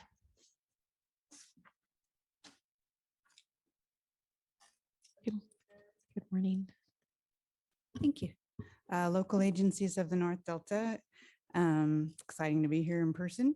I just wanted to welcome Diane Burgess to the council. Also wanted to just comment on a couple of items of that extensive report. Hopefully you can do that in 3 minutes. One item not mentioned that is very important to local flood control agencies and partners in the Delta is the DLIS regulation. And I'm excited that the chair was able to get out with staff and look at some of the levies. And I think we're really hoping that more of that can happen to inform the council's work on Delta levy investment strategy. I want to point out that 3 letters were submitted to the council on January 9th, one from Land and Flood Control Association, as well as MBK Engineers in Central Delta. And we're all kind of trying to point the council to the need to do a little more work on the regulations before they become final. In particular, address the need for rehabilitation to be included in maintenance so that we don't get caught up in having to comply with the priorities when we're simply trying to maintain the levees. In addition, the regulations really don't speak to this issue of the levee as a system and how the different levees interact, and also the importance of the freshwater pathway with respect to meeting the water supply needs of the state. And so we really urge the council and staff to try to, we've been very specific about the things that need to get done, and we're trying to be constructive. We're very concerned that if this comes back on the agenda for February and it's simply a big long response about why all our stuff doesn't need to be addressed and why the council should plow forward with the regulations as written, we will be very disappointed. We think that it's a lost opportunity. It's going in the wrong direction, and it's not listening to the most knowledgeable people about levees in the Delta. So we really hope that we can make those adjustments, and we're sensitive to the timing and trying to get this project done. But we don't think that it's worth getting it done if it's still wrong. Wanted to comment briefly about the update on covered actions and Delta conveyance. We do object to the terminology of early consultation being used for this project and for staff's interaction with DWR regarding the project. It also does I think include contractors as well are included in that, but the public is excluded. And I will say that I have been submitting Public Records Act requests every other month to try to keep up with what's going on in this quote early consultation process. I'm hoping that I can get some of those documents. As of right now, we're trying to assess where we are in the responsiveness, but it looks like I'm pretty sure we haven't received any documents since March of 2022 regarding this. So it really is concerning to me that the public is being excluded from this process. And because it's not a submitted consistency determination yet. So we don't think it should be private between, staff and DWR. Just last point, if I might. Thank you. I wanted to point out also just on the restoration issues and covered actions that I really don't know where this fits in, and I can send the opinion and, it's kind of still in play because it's in the remedy stage, but I want the council and staff to be aware that a project brought before you on a consistency appeal, Lookout Slough, we did get a court judgment setting aside that portion of the EIR that addressed the recreational impacts of that project because it cut off access to shoreline fishing in particular. So I don't know what the process is supposed to be when a consistency appeal has been dismissed, but it was on that same topic. So I just kind of raised that as an information item for your awareness. And I'm happy to provide additional information if staff would like it. Thank you very much. Thank you, OSHA. Beck, is there other public comment? Yes, we have Melinda Terry. Hello, Melinda Terry. I'm the manager of the North Delta Water Agency, and I just wanted to follow up on the discussion that Campbell had about the drought response plan that was done. As he described, really DWR kind of initiated this, and I think they first started talking to they lease a lot of their land that they own to farmers. So I think they started with them to see is there an opportunity? Can it be done? Things be done here? And then it expanded to the North, Central, South, and Delta water agencies. We then participated through the excellent facilitation of Michael George, our Delta Water Master. And it did. So it started last year as a pilot program, and that's really important to note. Obviously it was successful enough that DWR, we were looking at another drought year and they said, yes, let's do it again. They were willing to fund it. But what we told them last year was they really needed to initiate the application process much earlier because the farmers are making their purchases for seed and other products in the fall. And so that's why I think it had opened in October, I think this last year, which was really then going to be for this year. So they really listened to us. It was obviously successful because we had another good crop of farmers willing to participate. But one thing I really do want to make clear, because when you were discussing it, I had the feeling you might think that these were permanent crop changes that are being made. This is very much a temporary drought thing, but for us, because it was a pilot and now being repeated, it's repeatable again if, God forbid, January was as much water as we're going to get, or we hit another drought year because, our last drought ended 2016. And then by 2021, we were in another drought. They're 5 years apart now. So it is good news that it is something that we hope is really repeatable, but it is not permanent. And we do appreciate the department really being willing to step up and try some new things with the Delta. Thank you. And it creates some goodwill with our farmers. So that's always a good thing. Absolutely. Thank you, Melinda. Beck, any other public comment? No further public comment. Okay. Thank you very much again, Jessica. We will now move on to our item number 7, our lead scientist report. And for that, we have our lead scientist, Dr. Laurel Larson. Thank you, Chair Medueño, and good morning, council members. Welcome to Diane Burgess. I really appreciated your personal story about your connection to this place, the Delta, and I look forward to working with you. So I'm excited to kick off the rest of the morning, which is going to be very science-filled. Just after my report, you will be hearing about the science program's recent synthesis efforts from Henry DeBay and Maggie Chrisman, including release of State of the Bay Delta Science, which is a compendium that takes a deep dive into science issues related to management of the Delta. For my article spotlight today, I'm going to do something a little bit different, and I've selected an article that came out in a national journal that's not specific to the Delta, but is still very relevant to some of the issues that the council has been considering lately. So Beck, if I could get the visual abstract up, that would be great. With the council's environmental justice issue paper and equity considerations at the forefront, I felt it appropriate to spotlight a paper that discusses how water management agencies might operationalize equity considerations. The paper is grounded in the recognition that while achieving more equitable practices is a goal that many organizations uphold, there's little guidance on how to achieve equity in operations. This paper is an outcome of a workshop widely attended by professionals in the water resource field and social sciences.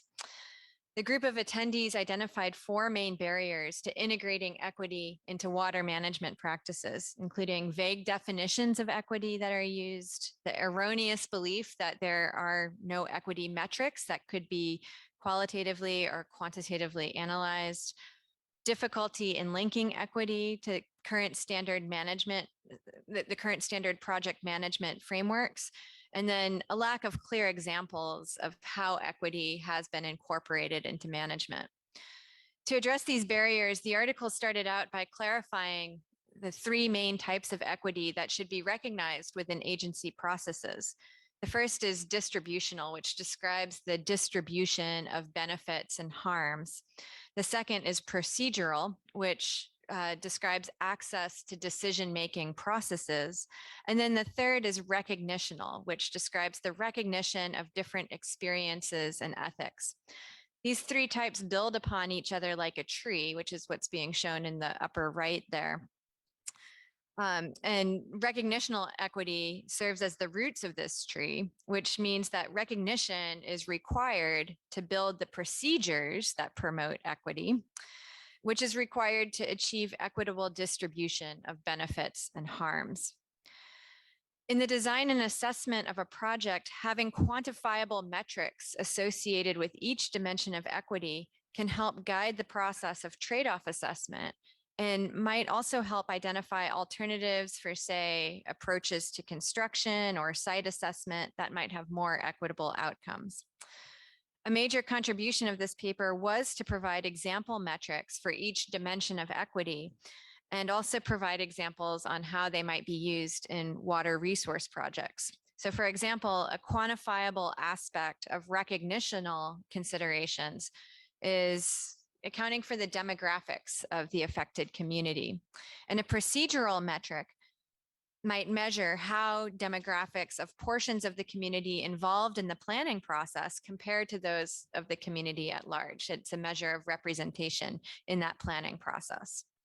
Other procedural metrics might measure the accessibility of the planning documents that are shared with the public. And then finally, an example of a distributional metric might be the expected distribution of annual flood damages across the affected communities. In addition to providing examples of metrics for quantifying equity considerations, the paper also provided examples of where projects typically run into trouble for implementing equity in the project planning and implementation phases, as well as highlighting some examples of projects that do well in accounting for equity. So I'll dwell on the ones that do well because I think it's really useful to have positive examples. So one example is a flood risk management project in Princeville, North Carolina, that explicitly targeted the quote unquote unique historic and cultural importance of the first municipality in America incorporated by former slaves. So that's a great example of recognitional equity in practice. There were some other particularly interesting examples that focus on the distributional dimension of equity in the project design phase. One is the design of seasonal water pricing mechanisms to account for equity issues arising during water conservation periods, and that took place in Chicago. Another example included the use of zero interest loans for limited income families who adopt rainwater harvesting practices in Tucson. And then a third example involves the revising of environmental flow objectives in the design phase to include indigenous perspectives. So all in all, this paper might provide a useful reference as the council decides on the next steps following release of the environmental justice issue paper. Any questions about that before I proceed to the rest of the report? And I'll thank Elisiba Tate Pulliam for putting together this visual abstract. This is intriguing, to say the least. Yeah, thank you. This is great. It gives you a different perspective and a totally different framework, if you will. And it was interesting that the paper came out in a water engineering or water resources management journal, and the team of authors included engineers, scientists, and social scientists working together collaboratively. I think it's really cool, and it's not only applicable in water, but in a lot of other things that we are dealing with in the world. And I think it's also really good for people to be reminded that there's a difference between equity and equality, and for folks to explore that those definitions. Yes, thank you for bringing that up. That's a really important recognition that taps into one of the key barriers that was identified in the workshop, which is how people define equity. Okay, well, I will move on. Thank you for your interest in that paper. The next part of my report, I'm just going to talk about some recent activities by the Delta Science Program that I'd like to make you aware of, and then some upcoming activities on your radar. And the first is that we're excited to announce that the Delta Residents Survey research project that the Delta Science Program is funding is now live and should be arriving in Delta residents' mailboxes this week and next week. The survey, as a reminder, is aiming to reach a demographically and geographically representative sample of Delta residents, and it's focused on understanding the residents' well-being, sense of place, and experiences and perspectives on climate change. The survey research team is going to use this data in order to build a baseline understanding of what Delta residents think about various Delta issues, how they connect to the Delta as a unique place, and again, how they're experiencing and adapting to climate change. And it's intended to be a survey that is repeated over the years. The research is being conducted by a collaborative team across California Sea Grant, Sacramento State University Institute for Social Research, UC Davis, UC Berkeley, and Oregon State University, with leadership from Dr. Jessica Rudnick, who is the social science extension specialist at the council. Dr. Rudnick will be presenting an update on social science integration efforts at the council's next meeting in February, and she will also provide a status update on the survey at that point. So another item is that the council is extending a welcome to the 2023 class of Sea Grant State Policy Fellows. We have 5 new team members this year, up from 4 last year. This year, we're going to be joined by Samantha Pyros, Pooja Balaji, Eduardo Martinez, Kiara Wallace, and Charnel Wycliffe. And I'll just provide a few quick details about each of those fellows. You could find more details in your information packet. So Samantha Pyros joined the IEP lead scientist in the science program on January 10th. And she'll be working on a process for developing models with collaborative engagement from stakeholders, and a process for management of smelt and salmon in the estuary. Sam might also assist with a sturgeon sampling review in order to improve management efforts. The other fellows will be joining in February, including Pooja Balaji, who will join the Science Communication Synthesis and Decision Support Unit next month. Pooja recently completed a master's degree in marine biology from the Scripps Institution of Oceanography, and at the Delta Science Program, they will work on a variety of projects supporting the unit's focus on science communication and synthesis, including working with me on this monthly lead scientist report. Eduardo Martinez will be joining the Collaborative Science and Peer Review Unit on February 1st.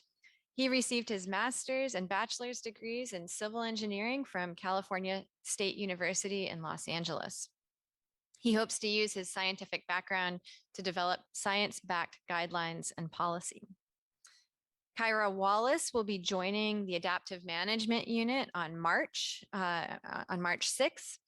She'll be working to support the Delta Independent Science Board and core projects of the Adaptive Management Unit, including the Biennial Adaptive Management Forum in May, and will be participating in an assessment of public agency activities that create inroads for Native American tribes to use their own traditional knowledge to inform Delta decision-making.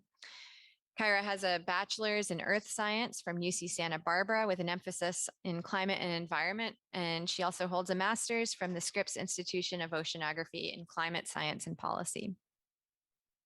And then finally, Charnel Wycliffe will be joining the planning division as a fellow starting in March. Charnel recently graduated from California State University, Monterey Bay with a master's degree in marine science. Charnel will be based within the Ecosystem, Land Use, and Science Integration Unit. So hopefully you'll be getting to meet these fellows over the various council meetings. But in the meantime, we look forward to extending a welcome to the fellows who haven't yet started yet. And then in terms of things on your radar, we're rapidly approaching the 2023 modeling workshop that the Delta Science Program is hosting, titled One Delta, One Science, One Modeling Framework. This workshop it will take place on February 28th to March 1st, and it was designed to address two main challenges. The first is that natural resource management models currently in use are difficult to access, understand, and use for the majority of people. And that the second challenge is that differences in modeling approaches and assumptions, such as the use of different climate projections across agencies, can hinder achievement of the vision One Delta, One Science. So collectively, these challenges present some barriers to the use of models to anticipate future conditions and understand the trade-offs that are associated with management decisions. In this workshop, we hope to address these challenges by working towards consensus on the components of a common modeling framework. And this could include some agreement on the suite of climate projections that we're looking at, or the suite of sea level rise ranges that we need to be examining. We also will be working to achieve a common understanding of recent technological developments that support open science modeling communities elsewhere. And we will be concretely identifying the potential benefits of an investment in this collaborative modeling framework by understanding the perspectives and constraints faced by agency leaders and science managers, and exploring use cases or examples of management challenges for which the resources of such a collaboratory would be transformational. We're excited to announce that the workshop is going to begin with a set of plenary presentations by and moderated conversations with key agency leaders, including Francisco Werner, who is the Director of Scientific Programs and Chief Science Advisor at the National Oceanic and Atmospheric Administration in Washington, D.C. Kristen White, who's the Chief Operations Manager for the U.S. Bureau of Reclamation, will also be providing a plenary. And either Cindy Messer or Carla Nemeth are going to be participating in a panel representing the Department of Water Resources. The afternoon session on that first day is going to feature breakout discussions on potential use cases and information sharing about the technological resources that are available. And then on the second day, the focus is going to be on a set of technical discussions to seek consensus on common components of a modeling framework and concretely identify next steps. A subset of participants is then going to convene for an optional third day focused on strategizing funding for the next steps. And we're happy to be joined on that day by Peter Goodwin, a former Delta lead scientist who's now president of University of Maryland Center for Environmental Sciences. And one aspect of our strategizing is going to be thinking about how to create a sister relationship with a modeling collaboratory that he is convening for the Chesapeake Bay system. And he's bringing several faculty and staff from University of Maryland Center for Environmental Sciences with him. Registration is soon going to be available on the council's website. The save the date announcement went out yesterday on the listserv, so stay tuned. And then finally, my by the numbers report is a little bit more exciting this month than it has been for the past few years. Starting with precipitation, we're doing very well. The Northern Sierra has now received 150% of the average precipitation for this time of year. In the Central Sierra, that number is 188%, and statewide, that number is at 227%. Or I'm sorry, statewide, the snowpack is at 227%. If we're talking about snowpack in the Northern Sierra and Central Sierra, it's even rosier than the precipitation story itself. Right now, the Northern Sierra is at 186% of average water content within snowpack, is as is typical for this time, or 186% of what is typical at this time of year. The Central Sierra is at 230% with respect to snowpack. Then reservoirs are doing better than they have. It takes reservoirs a little bit longer to respond to high rain when we're coming out of a drought than it takes precipitation numbers or snowpack to respond, simply because there's a lot more storage space to fill up, both within the reservoirs with themselves and within the groundwater and soil moisture. So Shasta right now is at 86% of average for this time of year. Oroville is doing quite well. It's at 109%, so a little higher than is expected at this time of year. The San Luis Reservoir is at 73% of what is average. And I will note that Shasta and Oroville now are both at their highest point that they've been at in the last 2.5 years. So a much better story than we were facing this time last year. So that concludes my lead scientist report, and I'll open up the floor for any questions. Great.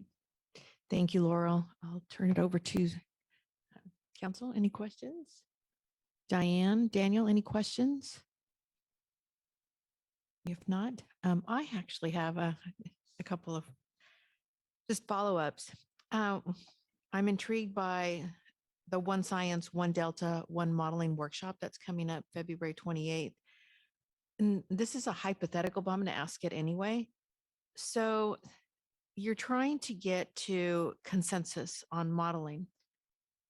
At the end of the day, who makes the final determination that that's the right science? Who, I hear who's, making the presentations, the plenaries, DWR is going to be there, the Bureau of Reclamation is going to be there. But at the end of the day, who says this is going to be the science, the actual modeling that we're going to all adhere to? Who makes that call? Yeah, so I think it's our role in the council as a boundary organization to bring as many agencies that use modeling on board and get a commitment from them to participate in the development of this modeling framework. I should make a distinction. We're not trying to work towards one model. In places like the Chesapeake Bay, there is one model that's used for planning of total maximum daily loads.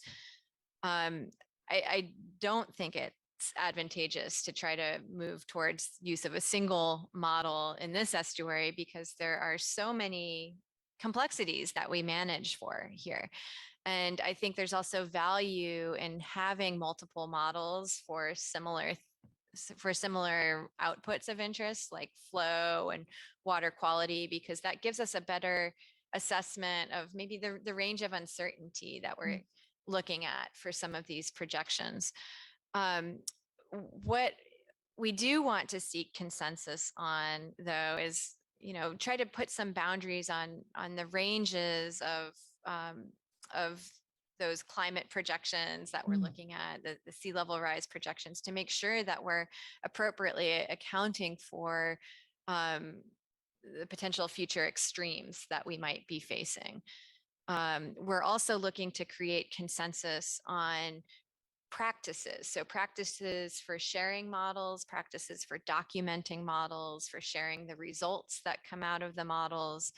And there's a lot of good software resources now that are out there that really make it easier for scientists to put their models into a website where others might, you could almost think of them as plugging and playing different models. So if you are interested in understanding how climate projections trickle down to fish behavior and fish distributions, theoretically, you would be able to do that within this interface. So those are the type of things that we'll be working to find, to seek consensus for in this workshop. So has anything changed or will anything be elevated as a result of this last lesson learned with these atmospheric rivers? And I understand that the state had already been kind of at the forefront in funding research on atmospheric rivers. Yeah.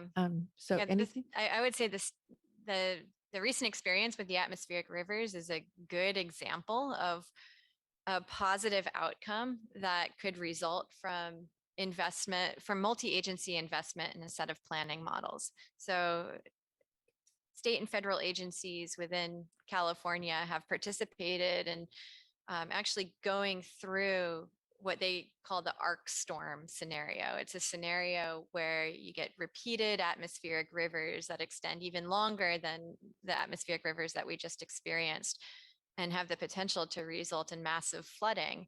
And they participated in this, well, first of all, the simulation was guided by models of what could happen with the hydrology.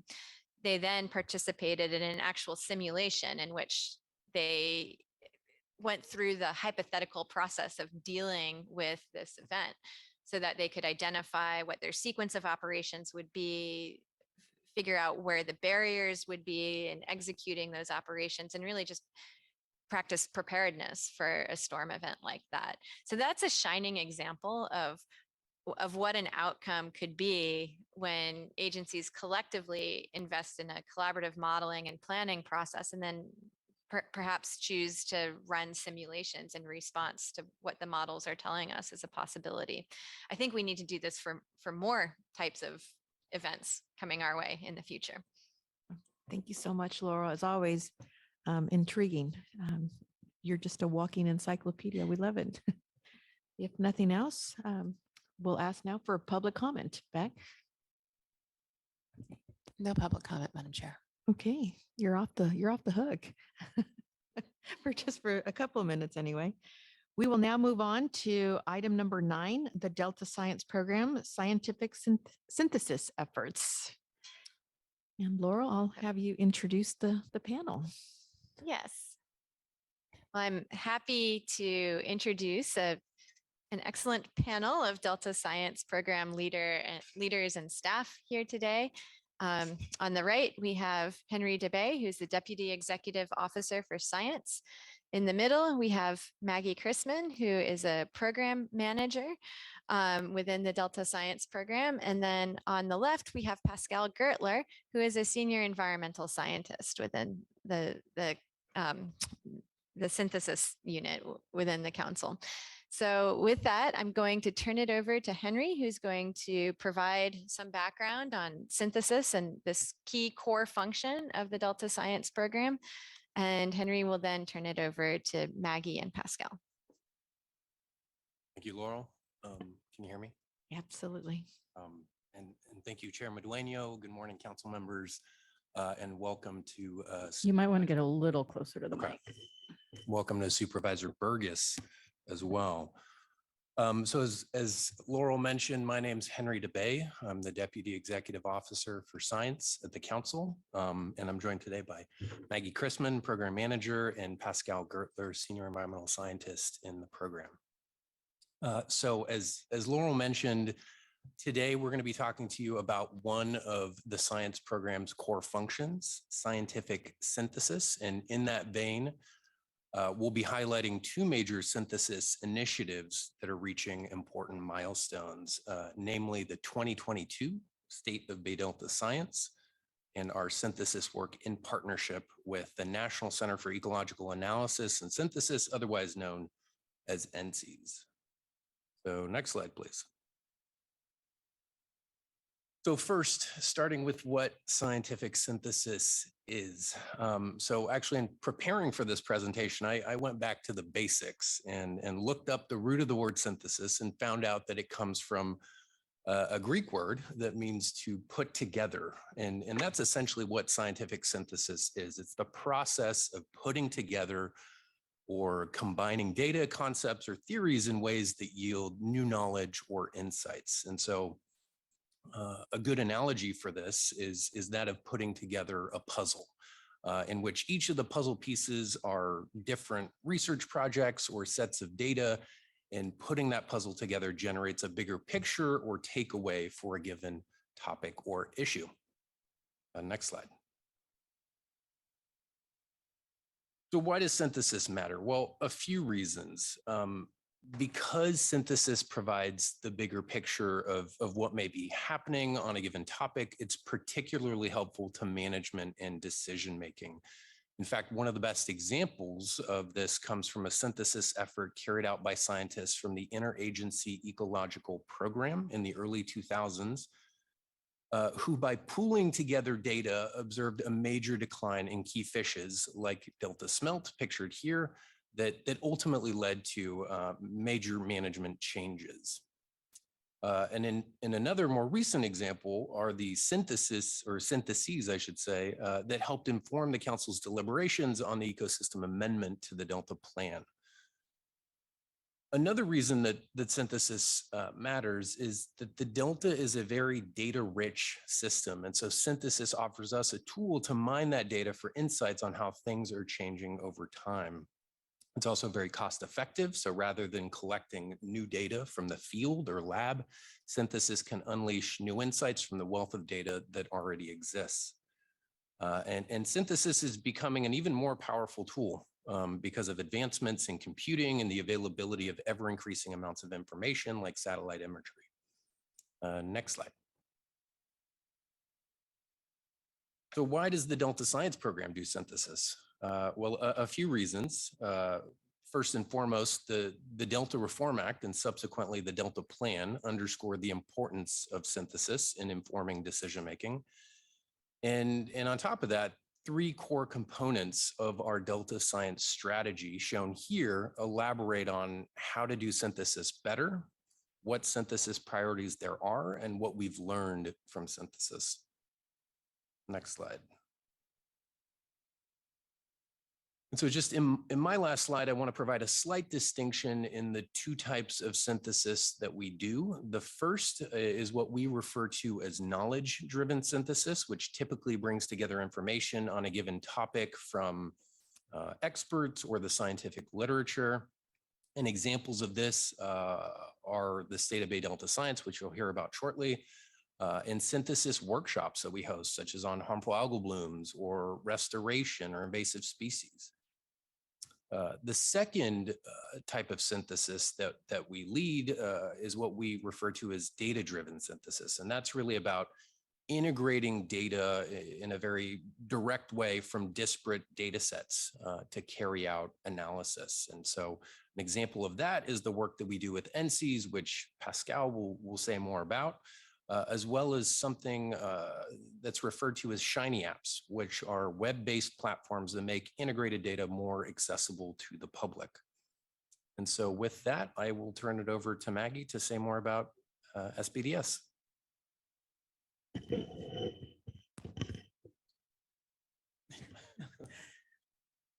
So next slide. And thank you, Henry. Thank you, everyone. Actually, let's go to the next slide. So to start, what is SBDS? So the State of Bay Delta Science, or SBDS as we do like to shorten it, is an ongoing synthesis and communication project led by the Delta Science Program to provide regular updates assessing our state of knowledge for topics relevant to Bay Delta management. Each edition is composed of suites of scientific articles that emphasize the progress that's been made over the last 5 to 10 years or so, and they also highlight remaining management or science gaps that deserve more attention in the coming years. The goal of SBDS is to distill major concepts using interdisciplinary teams of scientists from agencies and academia, and then to communicate the major takeaways to better link knowledge to future actions. Started in 2008 by then lead scientist Dr. Michael Healy, SBDS now encompasses 3 editions, and a 4th one is currently underway with over 30 publications. For 2022, we convened a brand new editorial board that is actually led by our Delta lead scientist, Dr. Laurel Larson, former lead scientist, Dr. Cliff Daum, distinguished USGS scientist, Dr. Jan Thompson, and several Delta Science Program staff. This new editorial board took on the challenge of implementing a new vision for SBDS as well. That is, we've changed our format to include producing editions more frequently. So now approximately every 2 years, instead of waiting 6 or 8 years between editions, so that we can better identify groupings of topics that are most relevant to explore in each edition, and to hopefully have them come out on a regular basis and be more timely. Next slide. So for this edition, we call it SBDS 2022. The theme was ecosystem services and disservices of plants and algae. This theme was selected based on the fact that over the last decade, there's actually been a large amount of attention placed on the impacts of plants and algae throughout the Delta, and along with that, increasing scientific attention as well. So plants and algae are also referred to as primary producers owing to their position of producing food through photosynthesis for the food web.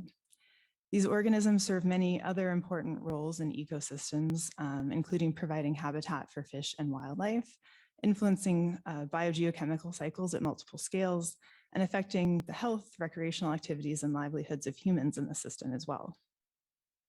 Depending on the socio-ecological context, these functions can be perceived as beneficial, so we refer to those as those ecosystem services, or negative impacts. And that's what we've kind of coined the term ecosystem disservices. It's important to also recognize that these effects can actually be simultaneous. So next slide. So the editorial board invited authors to develop articles on 6 topics within this theme, and this slide summarizes the full set of articles included in the edition. At this point, all articles have been peer-reviewed, and they're about to come out in probably the next couple of weeks in the upcoming issue of the online open access journal, San Francisco Estuary and Watershed Science. I'll briefly run through what all of these articles kind of focus on. So the first article is an introduction by the editorial board to the 2022 edition and the topics within this theme. The second article, led by Dr. Kathy Boyer of San Francisco State University, focuses on primary production of aquatic vegetation and explores how changes in aquatic vegetation species and in the landscapes of the Delta have affected net primary production, or you think of it as energy production, and thus impacted food webs that support our native species.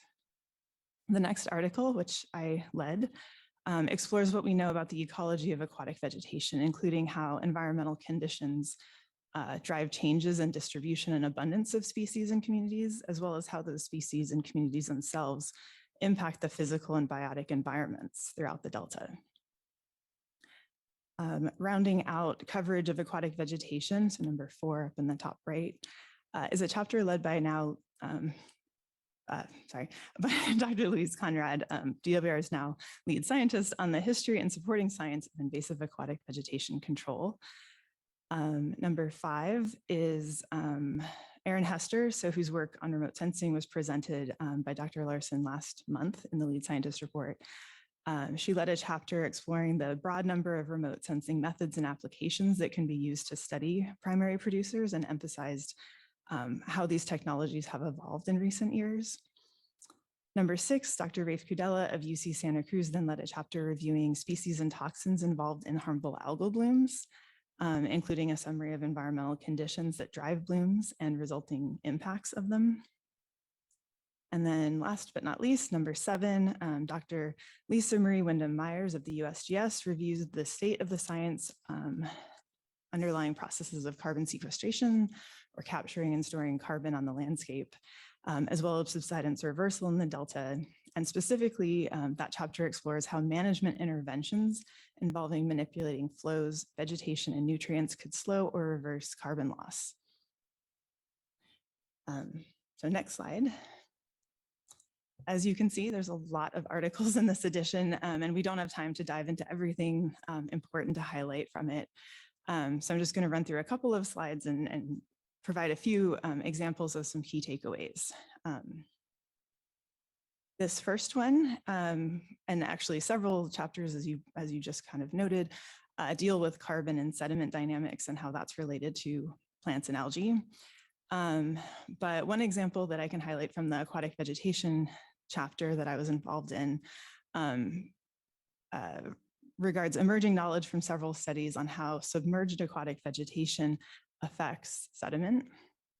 So while invasive submerged aquatic vegetation can provide beneficial ecosystem services, such as, again, storage of carbon at the landscape scale, this diagram helps illustrate in a simple way how those communities, and as an example, what's drawn here is kind of a Brazilian water weed or Nageria densa bed, how those dense beds can trap sediment, which then blocks it effectively from depositing in marshes.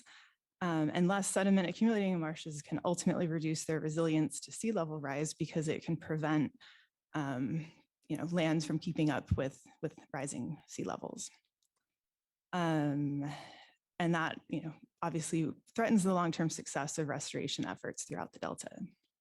Sediment trapping by dense SAV mats or beds can also affect predation of native fish by as the sediment is kind of deposited within the beds, and the water can become more clear or less turbid, and that impacts how the predators can see and respond to fish, the native fish. Next slide. So harmful algal blooms or the organisms responsible for harmful algal blooms have long been present in the Bay Delta, but HABs and their associated toxins are emerging recently as a pretty large concern. Sorry, I've lost my place. This chapter by Rafe Kudela represents a major contribution to Bay Delta science because it's really the first time that anyone has really comprehensively summarized the science underlying environmental drivers of these blooms along the entire freshwater to marine continuum that's in the Bay Delta. And in particular, I'm not going to go into all of what's in this slide in terms of the diagram, but one major conclusion is just highlighting that monitoring and mitigation in a changing climate really does require us to better coordinate, both as researchers as well as agencies managing these issues. And we really do need to focus on restoring and or maintaining ecosystem resilience. The next slide. So last one that I will highlight here today, this chapter on invasive aquatic vegetation control. The important contributions of this particular chapter include that while there's an annual budget of $12.5 million a year, at least there has been for the last about 7 years, the science assessing its effectiveness in controlling these species and or the non-target impacts of our efforts is fairly nascent. Most studies have really only been occurring in the last decade or so. And so this chapter is a pretty informative chapter in providing both a brief history of what we've done over the last several decades to approach controlling different types of vegetation, from floating to submerged to emergent vegetation, as shown in that diagram. But it also highlights some recommendations to really make more progress in this area, especially considering the recent science that's gone into it. And in particular, setting quantitative targets for control that are informed by both social and ecological indicators is really critical. We aren't trying to eradicate these species, but we are trying to manage them, and we need to know the targets that would be appropriate to try to reach. In addition, the lack of a robust monitoring program really does impede our efforts to both assess treatment effectiveness as well as to make progress on the major management challenges that are presented by these communities. Next slide. So we recognize the importance of providing this information, and there's a lot more details and nuggets that could be shared from this edition of SBDS. And our rollout plan over the next few months is to utilize several different platforms and venues. So these articles will all be coming out again in the San Francisco Estuary and Watershed Science Journal, but we're also developing an executive summary designed to share basically lay summaries of each of the chapters, including some of these great graphics that we partnered with the Office of State Publishing's graphic designer team to produce. And we're going to this will be released shortly after the journal articles come out in the next few weeks, hopefully. We're also planning a few outreach events. So Dr. Larson is interested in an Ask Me Anything with SPDS authors. And we're planning also like a lunch seminar series with some of the authors as well over the next few months, like in the spring. So obviously we'll release more details of those as the dates get decided and we get closer. Next slide. So as I said, we're kind of working on more of a rolling production cycle for these now. And so we're already starting to work on SPDS 2024. And the theme of that is really extreme climatic and weather events that affect the California Delta, San Francisco Bay, and its watershed. And in addition to probably another introductory chapter by the editorial board, we have 5 individual articles currently underway. One focusing on droughts, another on atmospheric rivers and floods, another on heat waves, catastrophic wildfires and impacts to water quality, and then last but not least, governance issues related to managing extreme events. And with that, I think I'll pause here for questions before we pass it on. Questions? I'm looking to my monitor to see if I see Diane or Daniel, if anybody has questions. If not, I actually had a couple of questions, Maggie. With regard to the vegetation control, and I came from boating and waterway, so was very familiar with the mechanical harvesting and then the spraying, if you will. Has there been any conclusive evidence in terms of the spraying, and has that added more fuel to the fire, so to speak? I mean, I know that they can only spray during certain conditions, but has there been any science or any data or any tracking of what these herbicides have done to our water quality in the Delta? That has definitely been the subject of several studies, and I would still say that there isn't a lot of conclusive evidence that really lands one way or another. But the regulatory environment of the Delta does have a very strong impact on our ability to, like, the timing of different herbicide applications is strongly regulated, as are what types of chemicals can be used. And so there's been a lot of studies, included those funded by the science program, in terms of looking at these non-target impacts of herbicide applications. And there's kind of evidence in both directions. I guess I'd say it's a controversial topic to a certain extent. But also the fact that we can't spray at certain times, what might be the best timing in terms of controlling these species is maybe right before the spring, when temperatures start warming and growth starts accelerating. But that might be when fish are migrating or fish are in a certain area. And so we can't always do that. So it's a very complex environment to try to manage these issues. Yeah. Oh, absolutely. No question. The other part that I wanted to actually ask about was in the 2022 articles, and you had the outline of, one, how plants and algae affect ecosystems and respond to management of the estuary and its watershed. Is there any correlation in the research in these articles with regard to the decline in fishing due to too much? And I was just having this conversation on Tuesday with one of the gentlemen, and he said, Virginia, the Delta just isn't what it used to be when I grew up, because we just don't fish as much. And, my children and my grandchildren are less prone to going out and fishing because they hear that there's just so much. And I'm trying to think of what it was that he referred to in terms of too much in the fish. And so it's not healthy enough to eat. And so I don't know if that's real or not real, but that is the perceived reality for a lot of people in the Delta, apparently. And so he said that that's really created a decline in regards to fishing and more people being out in the Delta. And so I wanted to see if there was any correlation there too. Yeah, and I'm definitely not a fish biologist, so I'm not the best to probably answer this. I don't know if Pascal wants to rescue me. Oh, you can always get back to me or Laura later, but I was just curious to see if there's in these articles, if there's any pointing in that direction as well. I don't believe so. So CDFW doesn't recommend that women under 40 or children eat a lot of the estuarine resident species like striped bass. But I think it has more to do with heavy metals than necessarily with what they're using on the aquatic vegetation.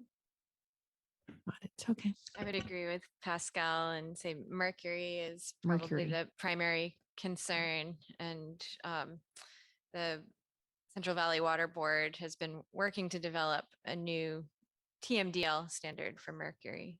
Got it. But yeah, that issue is not covered in this SBDS. Got it. Okay. Thank you. Okay.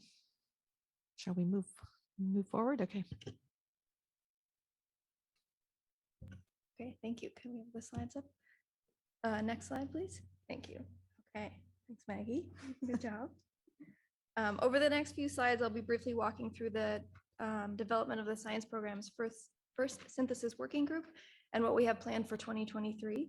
I want to mention up front that this was an effort that involved teamwork from across the Stewardship Council. The majority of the work was centered in the science program, but it wouldn't have been possible without IT comms and contracts. Next slide. As Henry mentioned, synthesis is a critical component of ecosystem-based management and informed decision-making, both of which are tools for achieving the co-equal goals depicted in this infographic. The need for increased capacity, dedicated time, and coordinated synthesis is widely recognized and included as an action in the Delta Science Plan, Science Action Agenda, and IEP Science Strategy. Next slide. Oh, I think, did we skip a slide? Yes, thank you. The effort I'm going to be talking about today was led by the science program in partnership with the National Center for Ecological Analysis and Synthesis, or NCES. They provided innovative and high quality training in the data science and statistics and an opportunity for enhanced collaboration among agency and academic scientists in a focus working group in the fall of 2021. The ongoing synthesis projects, which I'll talk about today, supplied an immediate use of those newly acquired skills to synthesize available data and produce relevant research. Open science training was the driving motivation in partnering with NCES, which is depicted in this infographic on the right. NCES is a world-renowned synthesis center based out of UCSB, and open science is an international movement in science, which is critical to moving from data to usable information. Our own AB 1755 is part of this movement with the requirement for open data, but data publication is only the beginning. In order for science and management communities to have usable information, the data needs to be accessible, inclusive, and reproducible. Reproducibility in particular provides transparency and builds trust. As we all know, science is not an individual exercise. It requires cooperation and effectively building collaborations. But open science is not easy. It requires scientists to learn sharing software techniques and workflows, which are highly technical. So by engaging with others, we are growing the Delta community. Next slide. To that end, we composed a diverse group of 18 participants from 9 agencies and universities. We asked that everyone have experience with the computer language R, because that's what NCES teaches. And we also had 3 science program staff that served as leads to ensure continuity and delivery of products: Sam Bashevkin, Dylan Chappell, and myself. The event itself was a 3-week hybrid event in September, October, and November of 2022. You can see a photo of us there at UC Davis. And then over the last year, we've been also working on ongoing synthesis in subgroups. The curriculum was structured around survey responses from participants. The surveys themselves shaped the curriculum around the needs of the participants, but we also used it to learn how participants perceive synthesis and collaboration before and after this event. And I'll share those results in a few slides. Next slide. Our synthesis theme was drivers of the estuarine food supply. A robust understanding of estuarine food webs represents a major scientific knowledge gap and could be used to guide investments in restoration, the recovery of imperiled species, the management of invasive species, and to inform targeted flow actions. One example of a synthesis within this theme might include all the data and relationships shown in this figure. For our event, participants split into 2 groups interested in how flood management influences the aquatic food supply and what drives pelagic food web dynamics. Next slide. So what have we been doing over the last year? I want to share 4 different products with you. Next slide. Our webpage shown below includes links to recent presentations, data publications, our code, and the NC's curriculum. Thanks to IT and planning, we now have a GitHub account, which is shown on the top right there, where the public can view our ongoing R code development. So there's complete transparency and it ensures our results are reproducible. We also have a number of data publications on EDI, which is the bottom right, and that's the data repository platform supported by IEP. Next slide. We also have 3 peer-reviewed manuscripts in development. One synthesis subgroup integrated hydrologic connectivity and primary productivity data and found that both longitudinal or downstream and lateral or floodplain hydrologic connectivity matters for production of food. That productivity travels and the influence of temperature is context dependent. The second group synthesized 4 decades of data to quantify interaction strengths within the pelagic food web. They identified key pathways from phytoplankton through zooplankton to fishes. Next slide. As I mentioned a few slides back, we conducted a series of surveys and there's a lot of data here, but briefly, prior to this activity, most individuals had not participated in large research collaborations, and they expressed limited preparedness to deal with social and cultural challenges that can arise in research collaboration. By the end of the activity, participants reported greater confidence in management of collaborative research. Participants also reported high levels of professional development in synthesis, professional networking, and collaboration skills. In particular, data integration, data documentation standards, and workflows. Learning and applying GitHub as a collaboration tool emerged as a high area of value for participants. And on the right, there is an example question when they were asked, what was the most valuable thing to you? Can you see the data is very high on the list, as is GitHub and version control, which is what GitHub does, collaborations, workflows, and the group itself. In addition to these specific products, the Synthesis Working Group collaboration with NC's advances open science in the Delta, ensuring a lasting impact to informed, inclusive, and transparent resource management.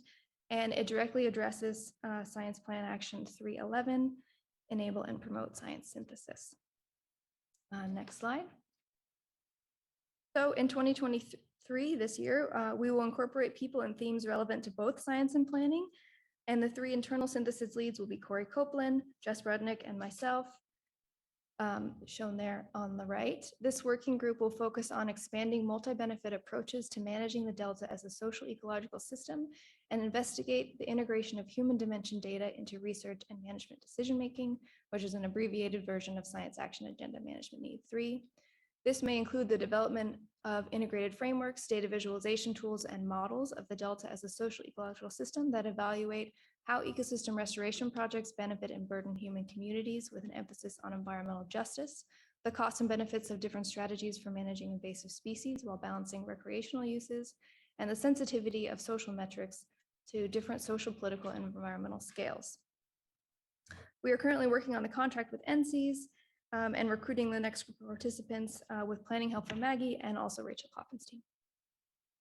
Next slide. And with that, I think we'd all like to thank you for your attention and can take final questions. Excellent. Council questions? Absolutely. Councilmember Smith. There we go. I just wanted to give a thank you. The science team here constantly astounds me. And as someone who spent my university years very firmly ensconced in North Campus, where South Campus was the sciences, the work that you do and the fact that you make it so accessible, which is part of our work and making sure that we're informing the general public, is just incredible and something that I hope you all are proud of. It's wonderful. Your presentations are always so informative, even for folks like me who spent all of my time in the social sciences. So just thank you so much. Really appreciate it. Other comments, questions? I just gotta say, this is so exciting. As someone that has worked with folks on helping them understand, their relationship with the environment. And it's also important for people to understand people's influence on that. So this is very encouraging and makes me excited for the next 2 years to be able to have conversations with you and learn more about how you all are doing this. You know, sometimes one of the things that I've noticed in with science is that we don't always know what to study. You know, we don't know what data to collect. We don't know what we don't know. And so it's interesting to bring all of these different folks together, because I think it helps us have a bigger view, consider all the parts more. And so it's just, thank you. Great. Thank you, Diane. I will just conclude, if there are no other comments, just to say thank you. I just, as Councilmember Smith just eloquently stated, you allow us the opportunity to provide, again, a framework where we can understand it and be able to share it with the community. And again, job well done. It's I often don't get excited about science because I don't understand it, but you break it down in such a way that I so appreciate what you do. And I love that there's 2 women at the table. Well, not including Dr. Larson, of course, but I always tell those that will listen, you know, what an amazing team we have, but I always let them know, especially, you know, for STEM and young women, I always say there's so many opportunities in the sciences. And if you will just focus, and again, I just want to highlight the intentionality of your report is just so meaningful. And I just want to congratulate and thank all of you for your work, your dedication, your passion to this. There's so much that we can learn from this, and kudos to all of you. Okay, does that conclude this report? If so, then I will ask for public comment. Beck, is there any public comment? No public comment. Okay, I can't believe it. We are actually ahead of schedule. So we are going to actually break for lunch. I know that there's a couple of us that need to go to the bathroom too. So this is perfect. So we will return. How about we return at 12:25? Does that work for everybody? I want to be mindful too of people that need to catch flights. Excellent. Thank you, Daniel. And okay, we will be back at 12:25. We'll now take a recess. 12:25. It gives you 1 hour and 4 minutes.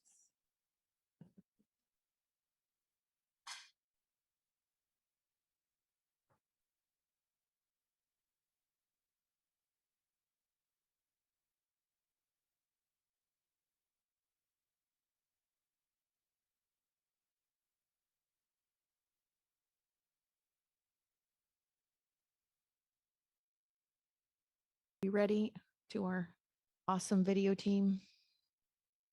Wonderful. Thank you. Welcome back to the Delta Stewardship Council meeting. We are now going to move on to item number 8. And this is the Delta Plan Performance Measures 2022 Year in Review. And for that, I will introduce our Executive Officer, Ms. Jessica Pearson. Thank you, Madam Chair. Well, as we begin a new year, we have the opportunity to reflect on the progress made in implementing the Delta Plan, which thank you for entertaining the presentation of the annual report. Also today, the Council's Performance Management Unit is going to walk us through our annual year in review of the performance measures for the Delta Plan. So measuring progress through performance measures allows us to see improvements in the Delta, as well as setbacks and decline, and to track the overall trajectory of those changes. And therefore, it informs our administration of the Delta Plan, as well as when we consider future updates. A reminder that while we're excited about how useful this data will be to managers, and already is, we're still in the early days of gathering information and reporting on our performance measures, really only since 2018. But we're making good progress, and you'll hear about some of that today. and how it relates to, and what's happening or happened in the Delta last year, and then how we're going to use that information as we move forward. And it will guide many of our activities, including our Delta Plan Implementation Committee and the topics we cover there, also the 5-year review of the Delta Plan. So with that, I'm going to introduce again, Jeff Henderson, our Deputy Executive Officer for Planning and Performance, and he'll introduce his staff. Thank you. Thank you. Good afternoon, council members. It's good to be here today to kick off our 2022 year in review for Delta Plan performance measures. So the Reform Act requires that the Delta Plan include quantified or otherwise measurable targets associated with achieving the objectives of the Delta Plan. In order to fulfill this requirement, the plan includes a number of performance measures that track environmental changes and administrative changes due to the implementation of the various different policies and recommendations that are established in the plan in relation to time-specific and measurable performance targets. These measures allow the council to integrate science and monitoring results into decision-making concerning priorities and funding, inform adaptive management, and track progress toward achieving the co-equal goals over time. When the Delta Plan was adopted in 2013, it included an initial set of performance measures. Revised performance measures were then adopted by the council in 2018 as part of the Delta Plan amendments. And when we amended the Delta Plan in 2022 with the ecosystem amendment, the council established new performance measures and revised a number of existing measures concerning the Delta ecosystem. Can you go ahead and advance the next slide, please? So baselines and target values were established for the first time for performance measures, for many performance measures in 2018, just less than 5 years ago. So it was April 2018.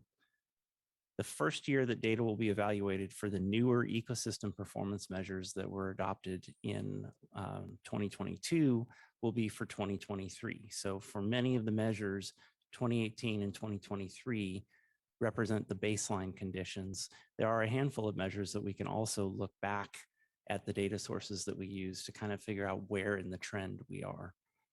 The council's performance measures unit tracks and evaluates these measures continually and reports the findings to the council annually regarding progress of the Delta Plan's implementation. I'll now hand it over to Martina Kohler and our performance measures team to provide the 2022 annual update. Thank you. Thank you, Jeff. Good afternoon, Chairman Daniel, and good afternoon, council members. I'm glad to be here today to provide our annual performance measures report to you. So just to add to what Jeff has said, we are using a portfolio of the performance measures as set for each of the Delta Plan chapter to track the specific measurable outcome goals of the management priorities set by the Delta Plan. Next slide, please. So there is a total of 158 performance measures. 38 of them track and evaluate the science-based metrics over time and in relation to the dated implementation targets. So the report today will focus on those key updates for these technical measures. In addition, there is also 120 what we call administrative performance measures, and they track decisions and activities of the agencies responsible for implementing the Delta Plan.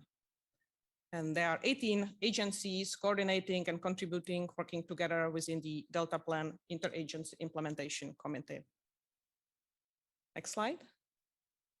So today's report will also include an overview of the new ecosystem performance measures added last year in June, and the council adopted the updated chapter 4 of the Delta Plan Ecosystem Amendment. So this will be a walk through these additional measures that will track the progress on the Delta ecosystem health and restoration. Next slide. So here with me are performance measures unit staff who are really the subject matter experts on the various areas the performance measures evaluate. Our panel will present to you key changes and the most important highlights the performance measures observed last year. We will focus on the latest data updates that inform the metrics. And we will also feature some major relevant agency accomplishments. So the outline for today, so we will briefly describe the external driving variables, the environmental setting, and the policy items. Co-equal plan will go over the urban water use and some positive trends in the urban residential water use conservation. Corey will also cover the topic for the Delta as an evolving place, focus on the Delta tourism. Scott Navarro will introduce the water quality highlights, the annual status of the harmful algal bloom sightings, and the invasive species management. And then Chris Kwan will provide the new ecosystem metrics overview. I will then continue with talking about the performance measures dashboard and other communication products that we deploy to educate about the performance measures. And we'll close the presentation with priorities for this year. So now I will pass to you, Corey. Yeah, thank you. Yeah, Corey Copeland, Senior Environmental Scientist. I think, water supply is obviously a key part of our agency mission, and it's been a tough time for water supply in the state with the ongoing drought. I think probably you all know this, but in 2020, the governor declared a drought emergency in the state, and in 2021, he declared that drought emergency statewide. When he declared that, he made a request to the residents of California to voluntarily reduce our water use by 15%. Next slide, please. And we do have some residential water use statistics. One of the trends that you can see is kind of after 2020 and then through 2021 and 2022, residential water use does decline about 5% from 2020 to 2022, which does fall short of the 15% reduction, which was probably an ambitious target, but definitely shows that the state did respond to the call to conserve, and we're hoping to see that continue. If you've been following, I'm sure everyone's noticed that it's rained a lot in the state. The conditions of the drought are going to be at a minimum less severe this year. I just recently got an email that state water project allocations will be 30% this year, which is much better than the 0% last year for those users. But we continue to encourage urban water conservation and believe that this is both important as a short-term activity and a long-term activity, and we'll keep tracking this. Next slide.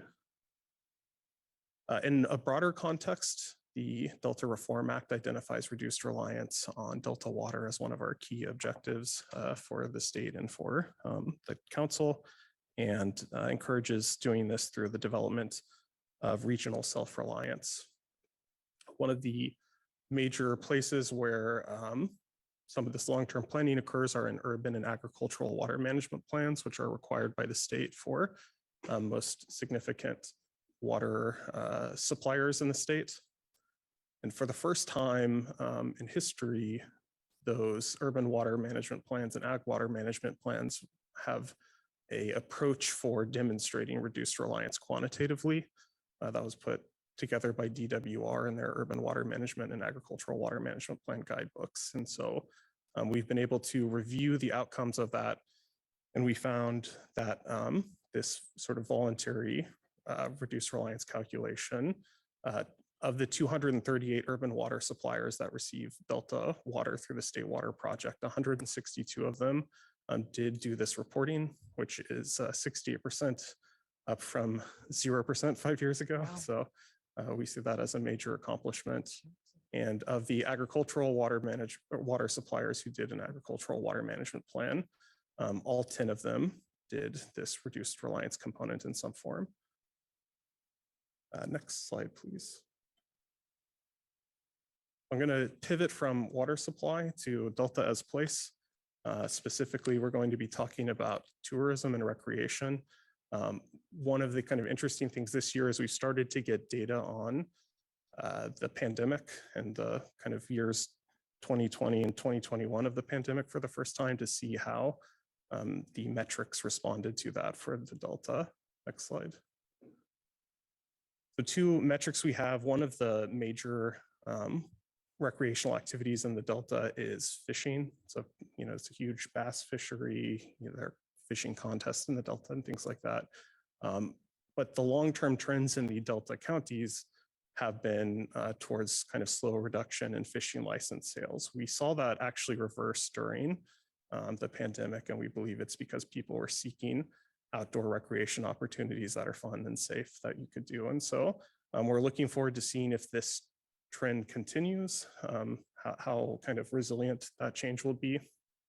You probably heard Campbell in his presentation mentioned Visit CA Delta, which is a web resource put together by DPC, the Conservancy, and supported by us to promote recreation in the Delta. If you go there, it can connect you to local businesses, to events in the region, things like that. Show you where bed and breakfasts are and things like that. We've seen that a sort of steady growth in web traffic to that site with over 100,000 page views per year now, which we think indicates that this is becoming an increasingly important resource. And then I'll just generally highlight a few key broad trends in recreation. Campbell mentioned Prop 68, which is demonstrating you can see like state investment in recreation in the region. Additionally, 2022 brought the Great California Delta Trail Master Plan's release, and we're starting to see implementation of some of that, which we hope will drive more recreation to the region, as well as the National Heritage Area planning has been ongoing. So with that, I will pass it to Scott. Thanks, Corey. Scott Navarro, environmental scientist. So I'll be briefly talking about our Delta water quality performance measures and some notable ones in 2022. Next slide, please. So up first is our overall Delta water quality performance measure. So how we track this is through the California Clean Water Act's integrated report. And in this report, there's a list of water bodies and their contaminants impairing those water bodies. So we track those water body contaminant combinations, and the integrated report is updated in cycles. So the last update occurred last year, but before that actually occurred in 2016. So this is a new update from 6 years ago. And unfortunately, in this new update, it shows that Delta water quality is declining. There was a 30% increase in toxins and pollutants shown compared to 2016. And of that 30% increase, a majority shown in the pie graph there is from pesticides, followed by some nutrients and some total dissolved solids. Next slide, please. So up next is harmful algal blooms. Everyone's, I think, pretty familiar with harmful algal blooms now. They're a pretty big issue in the Delta nowadays. But briefly, harmful algal blooms are blooms of algae, and sometimes there's species of bacteria that thrive off those blooms, and they can provide make toxins that may be harmful to people and animals if there's a certain level of toxins present. So how we track this, we currently use a proxy through the harmful algal bloom incident report with the State Water Board. And in 2022, it showed that there were roughly around 60 HABs incidences reported. That's an increase from the 46 reported back in 2021. And of the 60 of the HABs incidences in 2022, roughly around 45 had a advisory, which means that the threshold of danger to people and animals were heightened. So 45 of those occurred in Delta this year. And I just wanted to point out about this was already talked about, but the HABs workshop in 2022 that was brought up by DSP and hosted by DSP. Whatever comes out of the monitoring strategy and information and science providing that, it's going to be beneficial to the tracking of HABs in the Delta in the future. Next slide, please. I'll be pivoting over to Delta ecosystem. Next slide. So to start off, our PM 4.10, which is invasive species. Fortunately, there weren't any introductions of invasive species in the Delta in 2022. But so I'll just provide some updates on some key invasive species management in the Delta. So one of them is nutria. If you're not familiar with nutria, they were introduced within the Central Valley watershed around 2017 and then was found in Delta in 2018, I believe. And CDFW manages nutria with the goal of eradicating them. Nutria is a mammal, invasive mammal that can reproduce fast, cause damage to wetlands and riparian habitats, as well as flood infrastructure such as levees. So as you can see, since the program started back in 2017, 2018, there was a peak in 2020, and it's been reducing since then, even with the expanded survey area that the CDFW team has been surveying. So back in last year in 2022, there were roughly around 570 that were taken from the Delta. That's a decrease from the 700 from 2021. Of the 570 taken in 2022, roughly around 8 were taken from the Delta. And since 2017, around 116 nutria were taken from within the legal Delta.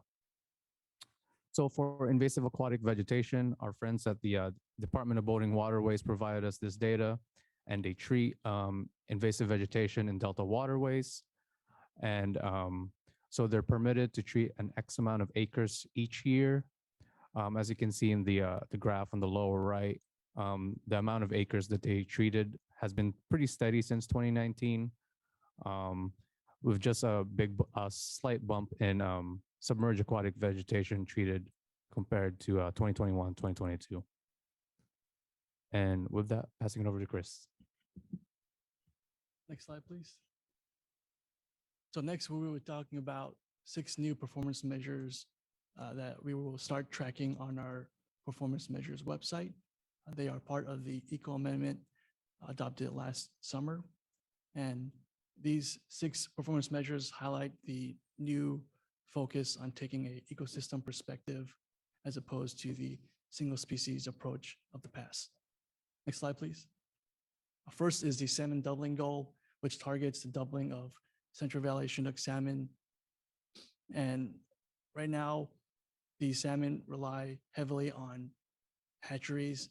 We know that larger populations that don't require human intervention indicates a healthier ecosystem, helps better support fisheries, recreation, and tribal communities. So this PM tracks the doubling of Central Valley Chinook salmon in different rivers and tributaries of the Delta. Next slide, please. Next is fish passage, which focuses on providing better migration corridors for anadromous fish like salmon and sturgeon that traverse through the Delta. They are important to have enough clear passageway to spawning and for rearing. So this PM calls for remediation of critical barriers and diversions identified by Fish and Wildlife and Department of Water Resources. And this tracks the remediation of rim dams, fish barriers, unscreened diversions. Remediation here means either finding access, providing access for fish around these barriers, removing these barriers, and screening unscreened diversions. Next slide, please. The next is subsidence reversal. We know that many areas around the Delta, a large part of the Delta is below sea level, and this is mainly due to soil oxidation from agricultural practices over the centuries. And we also understand that tidal restoration requires higher elevation, higher than these subsided areas. So this PM tracks subsidence reversal projects that raises elevation in areas that could be tidally reconnected and restored. Next slide, please. Next is a new approach, ecosystem funding approach on benefiting ecosystem resiliency and supporting the ecosystem in general. It tracks funding of restoration projects that file for a certification of consistency to the Delta Plan. And this promotes projects that restore ecosystem processes, are large scale, improves connectivity, increases native vegetation, and help the recovery of special species. Next slide, please. Next is seasonal inundation. We understand that habitats need to be accessible for fish by connecting land and water. And restoration is much more effective when we connect land and water, providing more access to native organisms. So this measure tracks, firstly, number of projects that connect land and water, such as weir modifications or tidal marsh restorations. And the second part of this metric targets providing more floodplain inundation. As we know, more inundation of floodplains provides more food for native fish. Next, please. So the last of our ecosystem amendment performance measures recognizes that more than 90% of our natural community ecosystem habitats have been lost since the 1800s. And we recognize that there needs to be restoration of a diversity of natural communities, diversity of habitats to support a broader range of native species. So this performance measure tracks the number of acreages for various types of natural communities. This one, along with the last performance measure on seasonal inundation, illustrates that it's not just the quantity of restoration that's important, but also the quality, the connectivity, and the types of restoration that's also important. That concludes all our eco amendment PMs, and I'll send it back to Martina. Next slide. So yeah, this was a quick, dense overview of the new ecosystem measures and the most important highlights in what the performance measures observed last year. There is more in the staff report and even more on the dashboard. So in addition to these technical updates, one general takeaway is this is the 4th year of tracking these performance measures. And this period is still pretty short to be able to extrapolate to other environmental conditions and external drivers.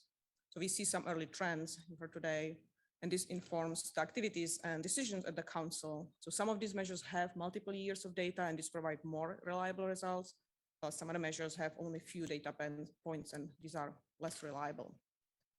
So nevertheless, like communicating the findings and the early conclusions is important part of making the performance measures useful and usable.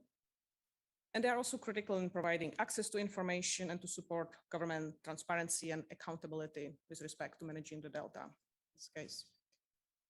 So communicating performance measures increases awareness and promotes understanding of the Delta plan, its implementation, and the effectiveness of management actions.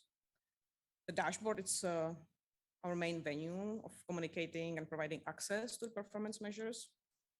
And the new ecosystem performance measures were added to the dashboard and will provide data this year. Next slide.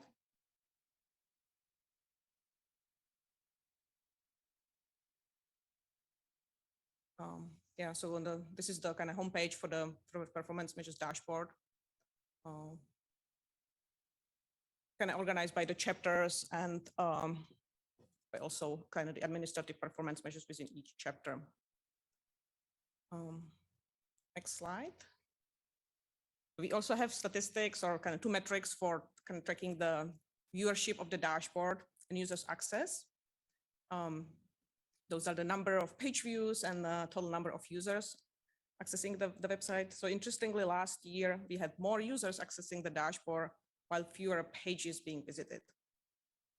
So overall, I think it appears we have a steady and consistent base of users. I think it's fair to say that the dashboard has become a resource of relevant and useful information for those who are interested in the Delta. I hope that users likely already know where to find the information on the dashboard, easily navigate through. And the dashboard also links to other resources and other relevant efforts by partner agencies as well as the council. In addition to the dashboard, we also use other means of communicating the performance measures, such as the council listserv announcements, social media, blogs, presentation and outreach to partner agencies. We do presentations at the DPIC meetings, as well as the Delta ISB. Next slide, please. So we also have a printed hard copy guidebook of the performance measures. So this guidebook is a quick, non-technical handout. With that, kind of transitioning to our plans to this year, we will be expanding or updating the guidebook to include the new ecosystem performance measures. And with that, it will be a full set kind of will provide an easy overview of all the 38 technical performance measures. So the updated guidebook is about to be released in a month or so. Other activities for this year certainly continue with to run the data updates. Part of our annual routine is also to feature agency accomplishments and our partner agencies' progress on putting the Delta Plan in action. The performance measures are informed by the emerging science. So you heard the presentation today about the science synthesis. So there is a direct connection to performance measures, for example, on the science of the harmful algal blooms and the drivers, and was mentioned also the effectiveness of the aquatic vegetation treatment. Performance measures also use latest science and kind of novel techniques and tools for example, for the mapping of the aquatic vegetation or using the satellite imagery for quantifying duration and acreages of the inundated floodplains. And lastly, I guess the priority for this year is also, providing the performance measures evaluations to inform the 5-year review of the Delta Plan. And the council heard actually the presentation about the approach, I think in August last year. So in closing, maybe next slide. You heard the presentation today from staff who highlighted the most relevant performance measures data updates for last year. Again, there is more information on the dashboard in the staff report. So yeah, let's open it up for any questions you might have. Thank you. Thank you, Martina. Thank you to all of the panelists. Questions from the council? Yes, we'll start with Councilmember Smith. Well, thank you for the presentation. Policy wonks love measurable outcomes. And given I know that the time horizon has been relatively short in the time to observe the data sets, given that, are there any trends that do stand out to you as either promising or concerning, given what you know now?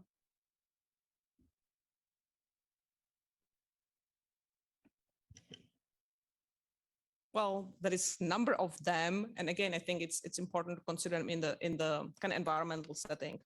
So due to the drought, kind of like multiple year drought conditions, some of the I guess declining or more alarming trends, as far as the water quality increase in the harmful algal blooms, as well as kind of the water supply reliability impacts due to reduced inflows and the water conservation needs. It's not very positive, right? So that's been more on a kind of declining trajectory. Some of the more positive, perhaps from the management perspective, is some of the restoration projects. I think there are a few that actually broke ground. I think the Yellow Bypass, the Big Notch project, that will kind of help with achieving the Yellow Bypass inundation targets. And there will be a little bit more flexibility as far as when to inundate the Yellow Bypass. That's a positive development. I don't know, anything to add? Yeah, I guess I'll add that on water supply, I actually think that there are a number of fairly positive developments. You can see our reliability was tested by the drought, and I think the state did a pretty exceptional job. We haven't had any, obviously there are people who are severely affected by it, but especially from an urban water supplier perspective, we track water reliability and have been looking at the plan saying that people are resilient for multiple dry years. And I think that bared out pretty well in the actual results of the drought. And also the water conservation data. We talk about water conservation as a way of life in California. And I think Californians have definitely shown their commitment to that. And that's been a positive long-term trend in the state.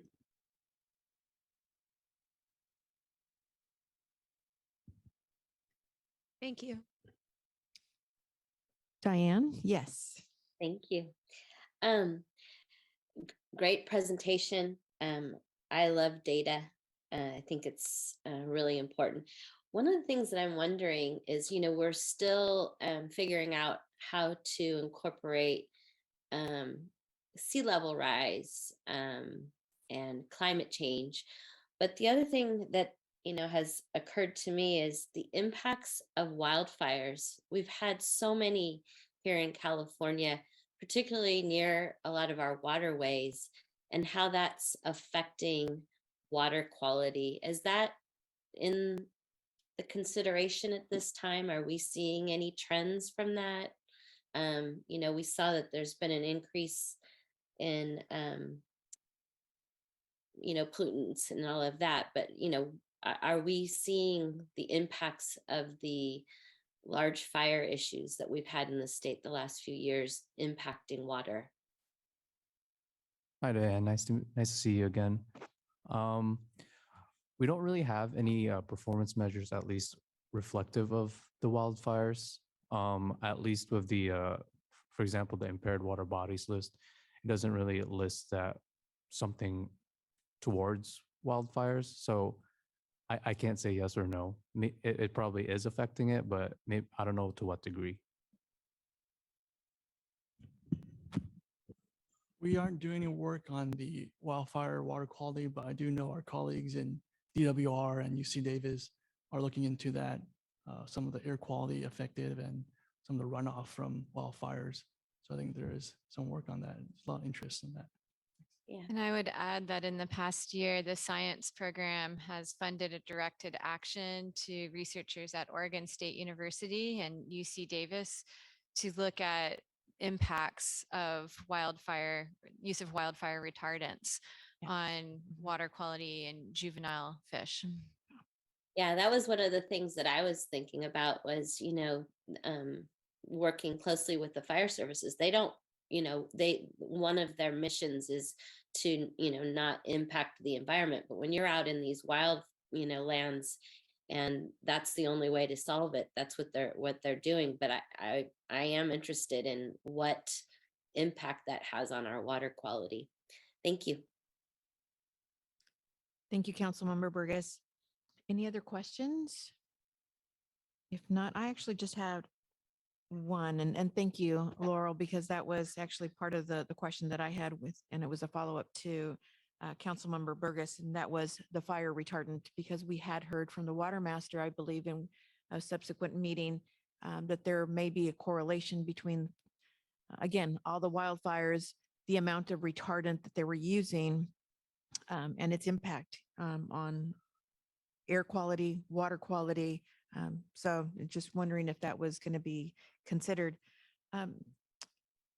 Scott, I was curious, and I know I'm going back to this, and I know that people are saying, Virginia, you've already asked that question, but I'm going to ask it anyway. You talked about the water quality decline in the Delta, 30% increase in toxins and pollutants in the Delta. And then I take a look at the HABs and I see that there's an uptick, obviously, in HABs. And if you look between 2020 and 2022, it's more than doubled. So is there a correlation between those two? And how are we measuring that? So the HABs incident reporting, I want to attribute that to an increased awareness and as well as better monitoring of it, because we're currently using a proxy, which is a voluntary reporting tool. So we're not using our main data source, which is the satellite data. But for now, we're using the state water board's monitoring reporting tool, because people on the ground can report things that can't be seen on the satellite. So they can report it, the state board or the local water body manager can report it, and then they go out there, they test it, and then it shows like if it's dangerous to people or not. It is popping up in the most recent impaired water bodies list, the PM 6.1 I briefly talked about. There are some water bodies that actually shows that harmful algal blooms are impairing that water body. So they are kind of connected. But I also want to clarify that the assessments, they're done in cycles. So this might not be showing actually 2021 or 2022. It might be showing way before that, maybe between 2016 to 2020. So that's not the most up-to-date. The 30%, it kind of captures a certain time frame before the current. Got it. Okay, thank you. Corey, with regard to the water use, you said it's showing like a 5% decrease per year, which is actually, that's pretty good. Is that across the state? Is that in one particular area? And the reason why I'm asking this is obviously during the summer, in the, the peak of the heat wave, there were the billboards, right, all over the state, throughout the 99 off the I-5. And it was it was a message that everybody was getting across the state.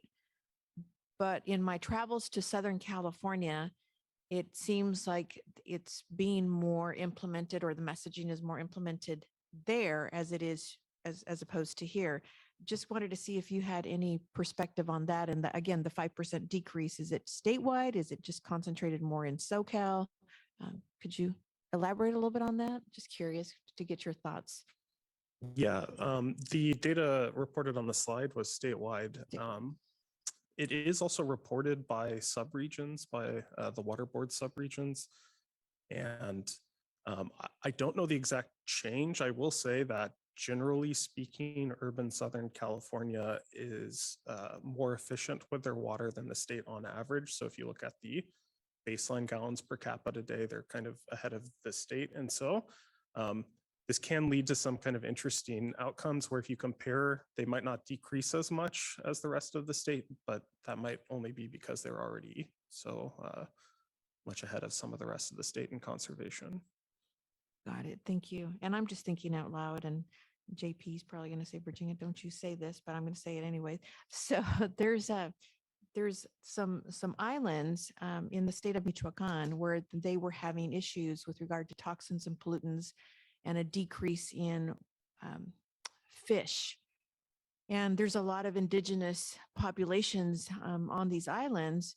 And obviously that's what maintains them, not only because they fish to eat and to feed themselves, but it's also economics. They sell the fish. And so I'm going to try to get you some information, because it may be road trip for research purposes only, but I'm intrigued by your work. I'm intrigued by, again, all of this data that you're collecting, because again, this really puts it into a better perspective, especially for me, the layman person, to be able to go out and share these performance measures for the people that I come in contact with. So thank you. Yeah, can add it to the Humboldt trip. Yeah, absolutely. Well, if there are no other questions, we will now ask for public comment. Beck, is there any public comment on this item? No, Madam Chair, there is not. Okay, thank you so very much. Appreciate the presentation. We will now move on to item number 10, and this is an update on the Delta Conveyance Project. And for that, I'm going to have our Executive Officer, Ms. Jessica Pearson, introduce. Thank you. And just to close out one more thing on that last item is, I mean, we really got to reflect on how far we've come on measuring reduced reliance on the Delta. I mean, that was a new concept in the Delta Reform Act in 2009. It was hard fought, very political. It was hard fought when the council decided to put that in as a regulation in the Delta plan in the 2012-2013 timeframe. It was hard fought in the courts for years since then, and to some extent ongoing. And then, so actually working with the department, who I have to give a shout out to, and all of these water districts who have now come together and included this information in their every 5-year urban and ag water management plans is a huge accomplishment. And we're not at 100% yet, but this is a very, very important foundational step to get the data we need to determine whether the state is actually advancing towards that goal. So thank you to staff and everyone else who's worked to make that happen. And with that, I will pivot to welcoming Carrie Buckman from the department. She's here to provide our regular report on the Delta Conveyance Project. Welcome, Carrie.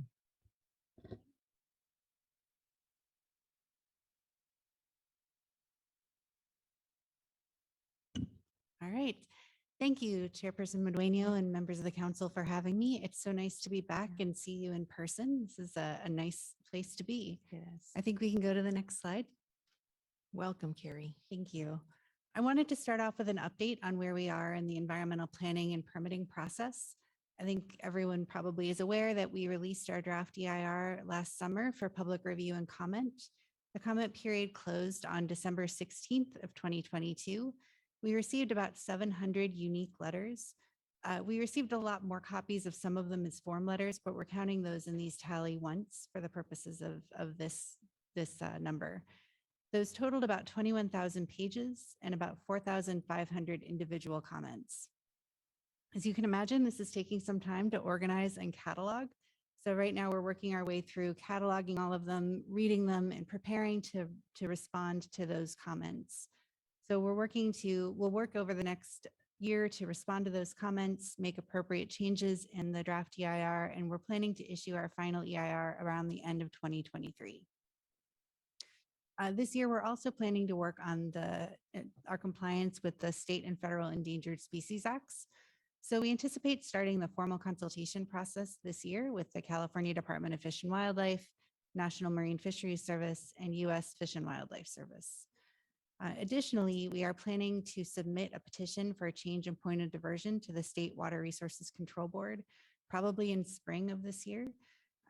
That is not going to move towards a hearing on that process yet. I think many of you probably have followed past processes that we will be applying for a change in point of diversion for our water rights, not a change in the quantity of our water rights, but adding the 2 points of diversion in the North Delta. And by submitting that petition around springtime of this year, it gives us some time to work to resolve protests before this goes to hearing in 2024. And then the last item I wanted to mention is that the Corps of Engineers has released their draft environmental impact statement to comply with NEPA, and that's available for public review and comment now through March 16th. Next slide, please. So in addition to giving that update, I wanted to talk a little bit about one of the things that we realized during public comment. We talk a lot about how Delta conveyance would help with climate change, but we realize that people don't always see that connection as clearly as we do as water-related professionals. So we published a blog during the public review period to help make that connection, and I wanted to talk about that a little bit today. So really what we're talking about here is that we're working to adapt to climate change. And we have a lot of uncertainty moving forward. The global climate models forecast a variety of future conditions. The changes in projected annual runoff could vary from decreasing by 32% to increasing by 47%. So there's a fair amount of uncertainty there, but there's more certainty that we're projecting more precipitation falling as rain instead of snow. So during the winter, we'll have more stream flow because of that runoff. We're also expecting more extreme drought and flood cycles and flashier storms where there are pockets of more intense precipitation scattered within dry stretches. And I will say that we've started to see these trends in the last few years. I think, we've been planning and thinking about climate change for some time, but in the last few years, I think we've really started to see concrete evidence that I think is pretty clear to most people. Next slide, please. So these changes really affect water management. Our existing facilities are designed to capture water based on these historic climate patterns. So there's snow in the mountains and rain in the valley, and that snow has functioned as additional storage, delaying the water from flowing as snowmelt until later in the spring. And this historical pattern of accumulating snowpack followed by lower snowmelt and more stable stream flow is the basis for typical water and flood management. Next slide, please. So if we're having more rain and less snow, what does that mean in terms of winter months and water management? Generally, the majority of the flow into the reservoirs in Delta would be expected in the winter instead of the spring. And that winter flow cannot be captured and moved the way that it is now. So in reservoirs in the winter, we have a flood protection amount of storage that must stay empty and open to help with flood management. That amount decreases as we move into the spring and there's more certainty about future activities. So if that flow is coming earlier in the season, we really are able to capture less of it. And then additionally, water going through the Delta has limitations regarding flow, fishery, and water quality requirements that must be met in the Delta. So these factors really feed into why we're looking at Delta conveyance. So if we can move to the next slide, please. We've seen these trends this year. It's a really good example. So we have some information here about diversions for this water year. And you can see in October, November, and December, diversions were managed under D1641. They were relatively low. And if we had a project like the Delta Conveyance Project in place, we would not have been able to divert additional water. At these points, the diversions were managed under D1641. There were limits over the overall amount that could be diverted by the State Water Project. So there would have not been able to be any more diverted with the Delta Conveyance Project. But in January, things changed a little bit. The storms came through starting in late December and really increased flow into and through the Delta dramatically, as I think everyone is probably well aware. So we had restrictions on Delta pumping starting on January 3rd through the 16th to protect Delta smelt in the Delta under the biological opinions and the ITP for long-term operations of the State Water Project and Central Valley Project. So because those diversions were limited, we would have been able to capture quite a bit more if we had those North Delta diversions under the Delta Conveyance Project. Those diversions are located in a different place in the Delta. They have different restrictions. Their operations would not have the same types of concerns related to Delta smelt as those South Delta facilities. So if we had had the Delta Conveyance Project in place this year, through January 23rd, we would have been able to divert an additional 202,000 acre feet of water. Next slide, please. So adding these intakes in the North Delta would allow the capture and movement of water in the winter that would otherwise be unavailable. And the North Delta intakes would add the capacity to safely divert in the winter during high flow conditions while meeting water quality and species protections. Next slide, please. So just to highlight what that benefit would mean, if we had been able to capture an additional 202,000 acre feet of water, that's enough water to supply over 2.1 million people for a year, or nearly 710,000 households for a year. And we also think about this water a lot in terms of how much water was available last year. This 202,000 acre feet is about 35% of the total volume exported by the State Water Project in 2022. So this would be a really substantial, important quantity of water. So I think that brings us to the end of my presentation. We can go to the next slide. And if there is time, I'd be happy to take questions. Thank you, Carrie. I'll ask the council if you have any questions. Yes, Councilmember Smith, and then we'll go to Councilmember Burgess. I know you've just started to review public comment to the EIR, and in my involvement with activist groups who concern themselves with water in Southern California, what occurs to me is that the comments that I have heard are very much related to the fact that people are not thinking about the new climate and then vis-a-vis water reality in the state. And I'm wondering if what you've seen so far, you are seeing any opportunity in your response to be able to address some of that very clearly, because this presentation very clearly summarizes it. I think so. And we heard that even just sort of some confusion during the comment period, which is why we did create this blog and this information as part of the process. So I do think that we'll have more about climate change, things that have been learned in the past few years that weren't all even available as we were developing the draft EIR, and what that means in terms of the utility of this project. So yes. Thank you. Councilmember Burgess. Hi. So 202,000 acres, that's a significant amount, but this has been a very unusual year. And it's really hard to kind of grade ourselves or measure things historically, because we've seen, these changes in our climate. So, this year we would be able to do that, but in the last 4 or 5 years, we wouldn't be able to have diverted water, correct? So we did a similar investigation last year for 2021. And in 2021, we would have been able to divert an extra 236,000 acre feet of water. So last year, if you remember, it was one of the driest year on record, but in October, we had a really significant storm. And in December, again, that late December storm and runoff from that December storm stayed with us through a good chunk of January. So between that October and December storm, the flows were, again, very high coming through the Delta and would have allowed us to divert at that point as well. And because similar to what we were just discussing, last year was so very dry. We ended up with a 5% state water project allocation, and this amount would have been about another 5%. So given the state of last year, it would have been a tremendously important water supply for the state water project. We didn't do a similar calculation in years before that, just because we're still developing the project. We didn't have it at that point in terms of what we were planning, but those are the last 2 years. Okay, I think that flashy storm event, like what we've seen in the last 2 years, is something that we're preparing for, and we do anticipate will continue, not every year, but with frequency moving forward.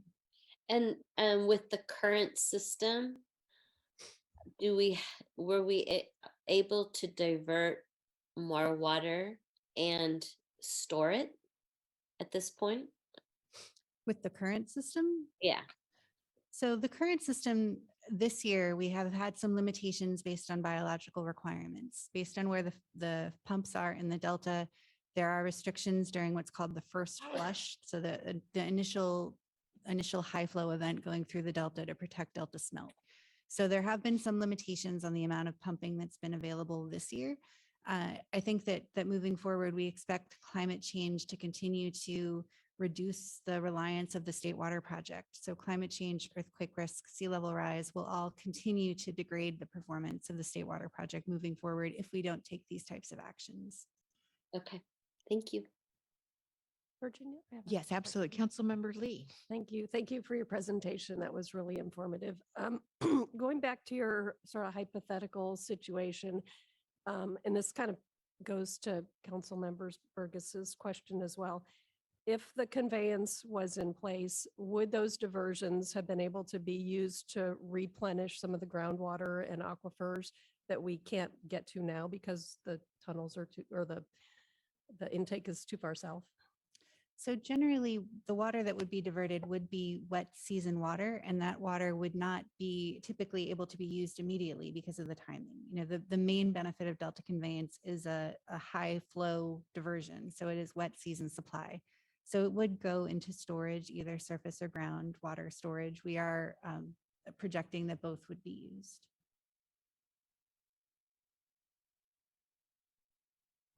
Carrie, thank you very much for this presentation. And might I just say that these few pages really provided a lot of detail, detail that quite honestly I hadn't seen.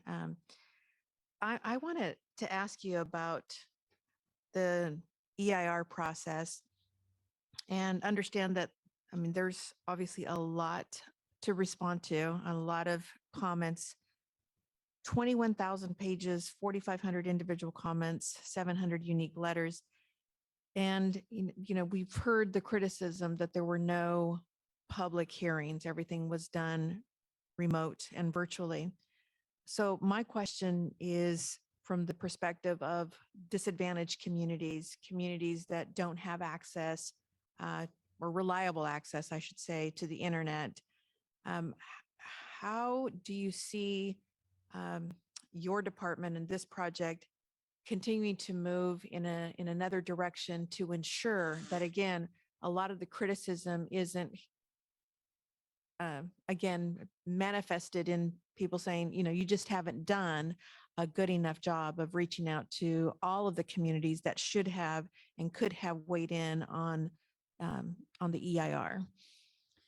So I don't have all of the details in front of me, but we do have a specific strategy and team that is focused on environmental justice outreach. So for the draft EIR release, we had that team out in the community. One of the things that is really a priority for us is meeting environmental justice communities where they are. You know, we understand that they're not likely to come to our meetings or follow our schedule. We need to follow theirs. So we've been to a number, I want to say about 15 community events over the period of the draft EIR release, where we attended farmers markets or other festivals and had a table where we could talk about, we had staff there talking about the document and the comment process and trying to make it really understandable and easy for people to comment. We also did radio ads in a number of different languages. We had materials available in different languages, and we partnered with several NGOs to try to put the word out about the availability of the document and the process to comment. So we do have that information in an annual report that we're planning to release in the next month or so. So that will be available We are planning to continue some of this environmental justice outreach. The focus will be a little bit different. It's no longer trying to let people know about the comment process so they can submit comments, but still just trying to provide some information to environmental justice communities about this proposal and how things are going, so that we have that information stream available. Sure. Thank you. I appreciate that. The other part of my comment and question is, I think there's a lot of misinformation flowing out there, just a ton. I'm just going to say there's a ton of misinformation. And so moving forward, what is your timeline? I understand that the final EIR isn't expected until the end of 2023. So I would say that I'm asking are you going to all augment, all hands on deck, so that, again, it's more of that two-way communication with the community, and again, providing some of the key and critical elements that you highlighted for us today to make sure that they are acutely being messaged in all of the communities throughout the Delta. We do have a communication strategy to try to make sure that we are getting information out to people and that people continue to be updated. This project is always a challenge to let people know what's going on. It's a very controversial effort. And so it is something where people have a lot of concerns and opinions, and we really respect that. So there's a lot of process involved in making sure that we can communicate things. Well, again, thank you. We really appreciate the time that you took to come out and make this presentation. And again, Chairman Dueño, I'm Oh, sorry. yes. I have a Oh, question.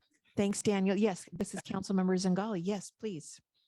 Yes, I also want to thank you for a really informative presentation. And I want to acknowledge on the front end, my question, I think, is a very difficult one.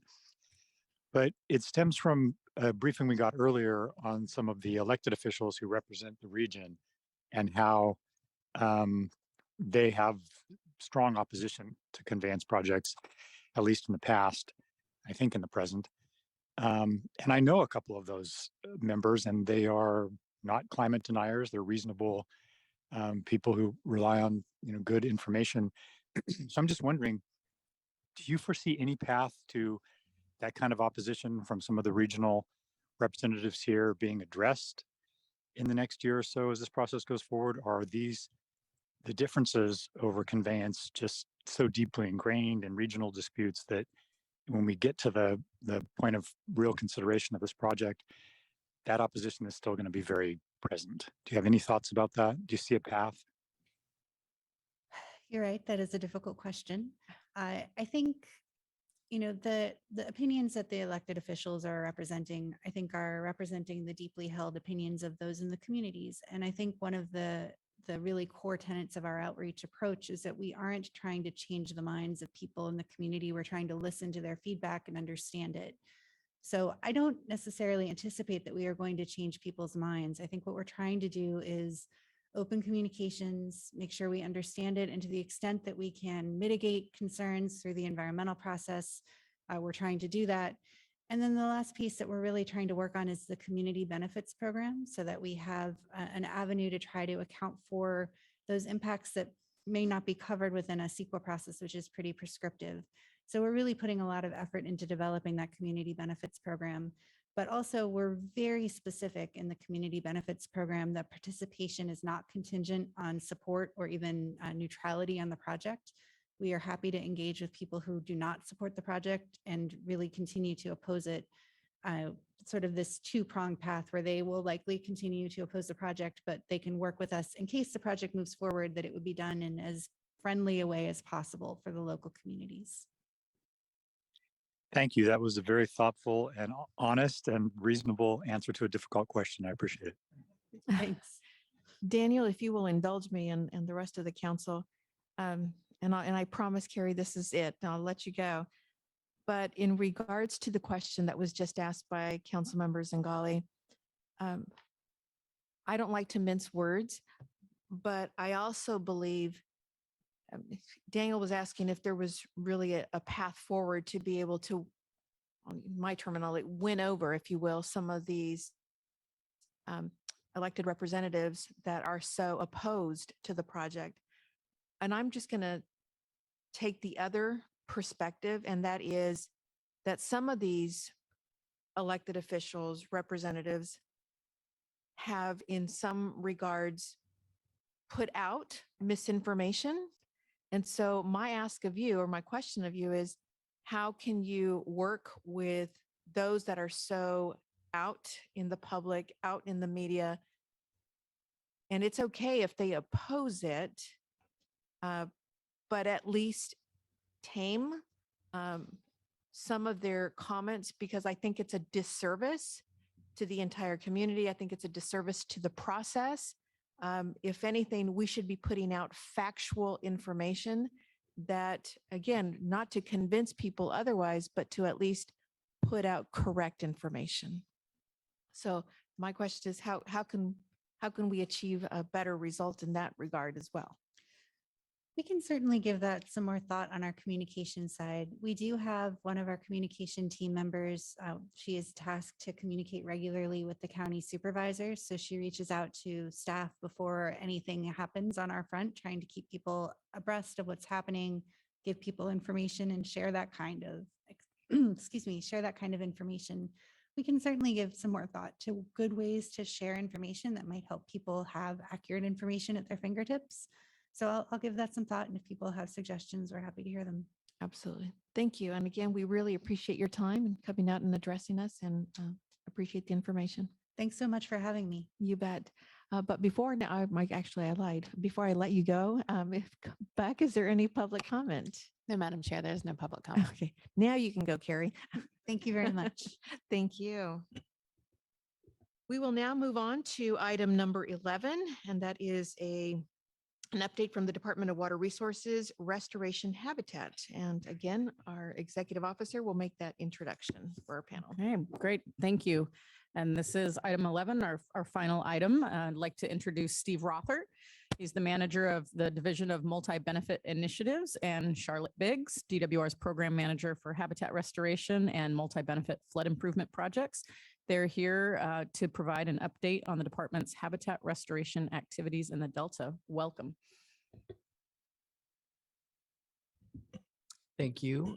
Thank you, Chairwoman Madueño and other members of the council. We really appreciate the opportunity to talk with you today about DWR's habitat restoration and other projects, and how they align with the goals and objectives of the Delta Stewardship Council.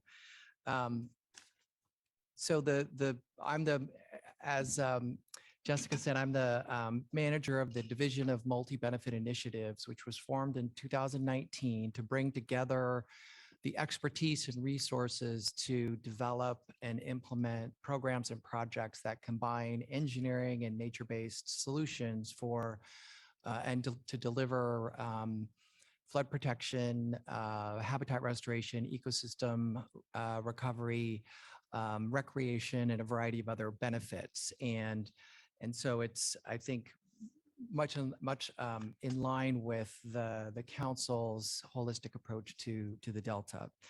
And today we'd like to make three key points, really. The first is that the plethora of restoration goals and objectives that have been developed for the Delta are numerous and really ambitious, including the Delta Stewardship Council's goals.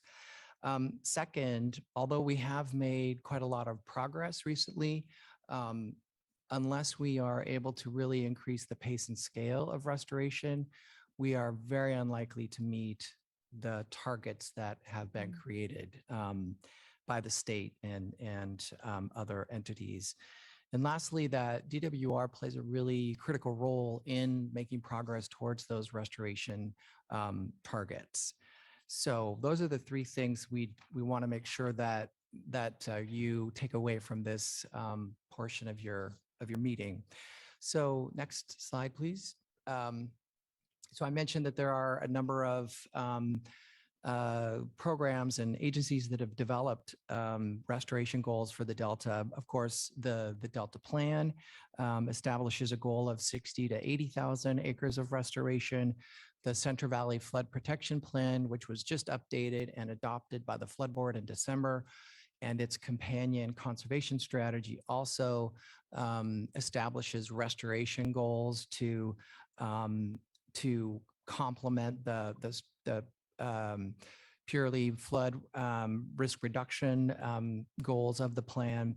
The 30 by 30 initiative, as you're aware, establishes the goal of recovering or protecting rather 30% of the state's land by 2030.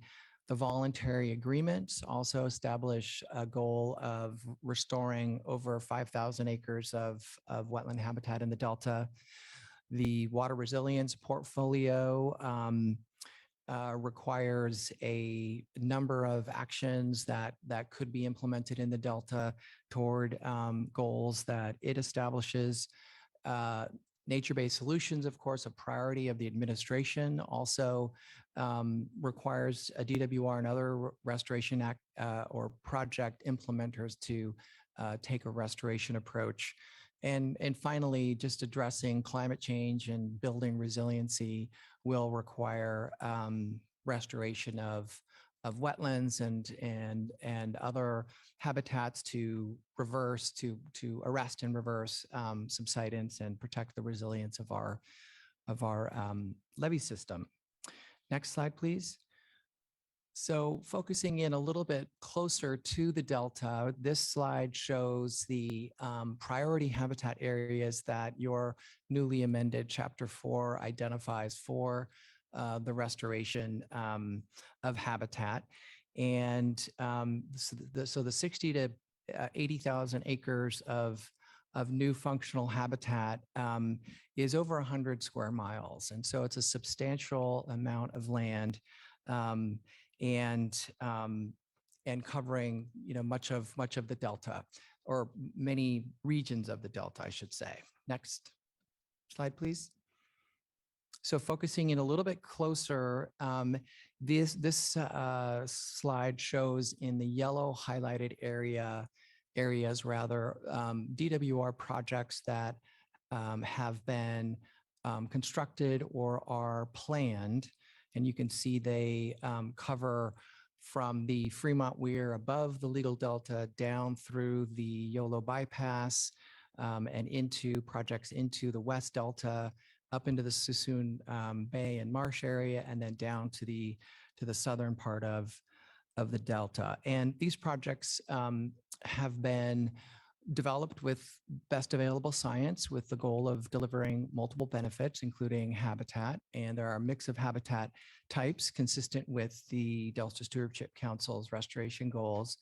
And also we are, in my division and across the department, developing a land stewardship program that is intended to inform the siting and design and development of projects to make them easier to maintain over time, and then also developing stewardship plans to ensure that the habitat performs as designed over the long term.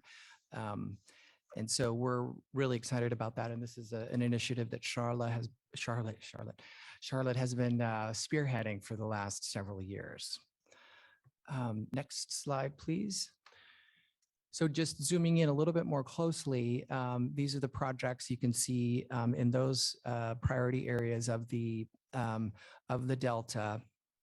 And Charlotte will now address some of the projects, some of the big projects, important projects that we've been breaking ground on and completing over the last few months. So to you, Charlotte. Thank you. We can go to the next slide. Good to see you all again. So I get to talk about progress, and we have made a lot of it over the last decade or so in terms of creating habitat and enhancements within the Delta. So I'll kind of walk you through this chart. I created this for today, so it's new, but so right now, DWR projects that we are developing at our department directly, we have basically 36,500 acres in the pipeline. Of that, 28,000 are either constructed or under construction today. So they're fully approved projects being constructed. That I believe leaves about 8,500 acres that are still in planning. And so this doesn't include anything new, and we're projecting that those 85 acres, additional acres would be done by 2030. So this doesn't include anything new that would be added in the next 7 years. This is just what we have in the pipeline today that we are working on. And so we broke it out by different categories. And I just wanted to mention that first, I think I made it clear, this is the floor, not the ceiling. But this represents decades of planning. So I'm showing 3 groundbreakings from this year, Lookout Slough, Bradmore Island, and the Big Notch project along the bottom. And I think sometimes, we talk about projects in terms of groundbreakings or how many years it took to get to groundbreakings, but there's so much work that represents in the planning to get to those points. And so for the Big Notch project, DWR was working on planning that project for over 10 years. Bradmore Island, we acquired in 2011, and it was just restored this year. And Lookout Slough is about 5 years as well. So just sort of putting it into perspective, how long it takes to get to these numbers. And we can go to the next slide. So there's a lot of projects, so I'll just highlight a couple to kind of give you a sense. And I wanted to highlight kind of some diversity in the types of projects we have. So looking first at the top of the YOLO bypass area, one of your priority restoration areas, we have some really exciting projects going on at the Fremont Weir and at Upper and Lower Elkhorn, which is right adjacent to the Sacramento Weir. And so these projects are multi-benefit flood control and habitat projects in the heart of our flood control system. With the Fremont Weir projects, we're modifying a 100-year-old flood control system to be friendlier for fish and to create seasonal floodplain habitat that's desperately needed. And I think your staff mentioned that earlier as one of the performance metrics we see is, this project is going to help us achieve that inundation target for the YOLO bypass. And we did submit a delta consistency determination on that project, even though it's above the delta because of the flooding would be down through the bypass. And so, so these projects are moving forward. And I just wanted to really make the case that this connects down to the Cache Slough and makes the Cache Slough restoration of tidal wetlands so important, because as we create more connectivity through the bypass, we are eliminating those fish passage barriers. That restoration in the Cache Slough is going to be creating the habitat, the food source, and the shelter for the fish to actually create survival through those areas. So we can go next to the Cache Slough, which is just to the south of these projects on the next slide. So I think you've probably recognized me from the Lookout Slough project and hearings on this project. So we've talked a lot about this project recently, but I wanted to highlight for you all what we've done this year since we last talked. So the Lookout Slough project is the largest project in DWR's portfolio to date. It's over 3,000 acres. And it's a multi-benefit habitat restoration project, as well as a flood improvement project that's been identified in flood plans for many years as an area where we wanted to do a setback levee and create more capacity in the bypass. So this Lookout Slough project was approved in April, and we were able to start construction in May. And since then, we've actually created habitat on the site. There's a standalone parcel called Vogel, which is 60 acres, and that's what you're seeing in the pictures. We breached that this year and created 60 acres of tidal wetland habitat. Just to kind of give a sense of what the rest of the site will look like. We have 2 more years of construction on the rest of the site. We've completed a big portion of the new levee. We've actually moved over 1 million cubic yards of earth. The new levee is about 15, 18 feet already. It will be 25 when we're done. So we made a lot of progress this year on the site. And we will be continuing that over the next several years before we get to the breaching, which is the last step. Keeping in the Cache Slough, I wanted to also highlight Prospect Island. So on the next slide, you were right. This is actually right, or next slide, please. So Prospect Island is actually right across the deep water ship channel from Lookout Slough and Liberty Island Ecological Reserve. And you can also see there's quite a bit of yellow projects in that area. So Lookout Slough also connects to 2 other completed projects that were a bit smaller. So some of these projects can seem kind of small, but when we do them, in the big picture, when we start to connect them, they become, more significant and the benefits will be more significant. So Prospect Island is about 1,500 acres. This project has been in development for a long time, over 10 years. The department has owned the site and has had plans to develop it. For many reasons, the site, that the levees are degraded. They, it's a great spot for restoration and a great location.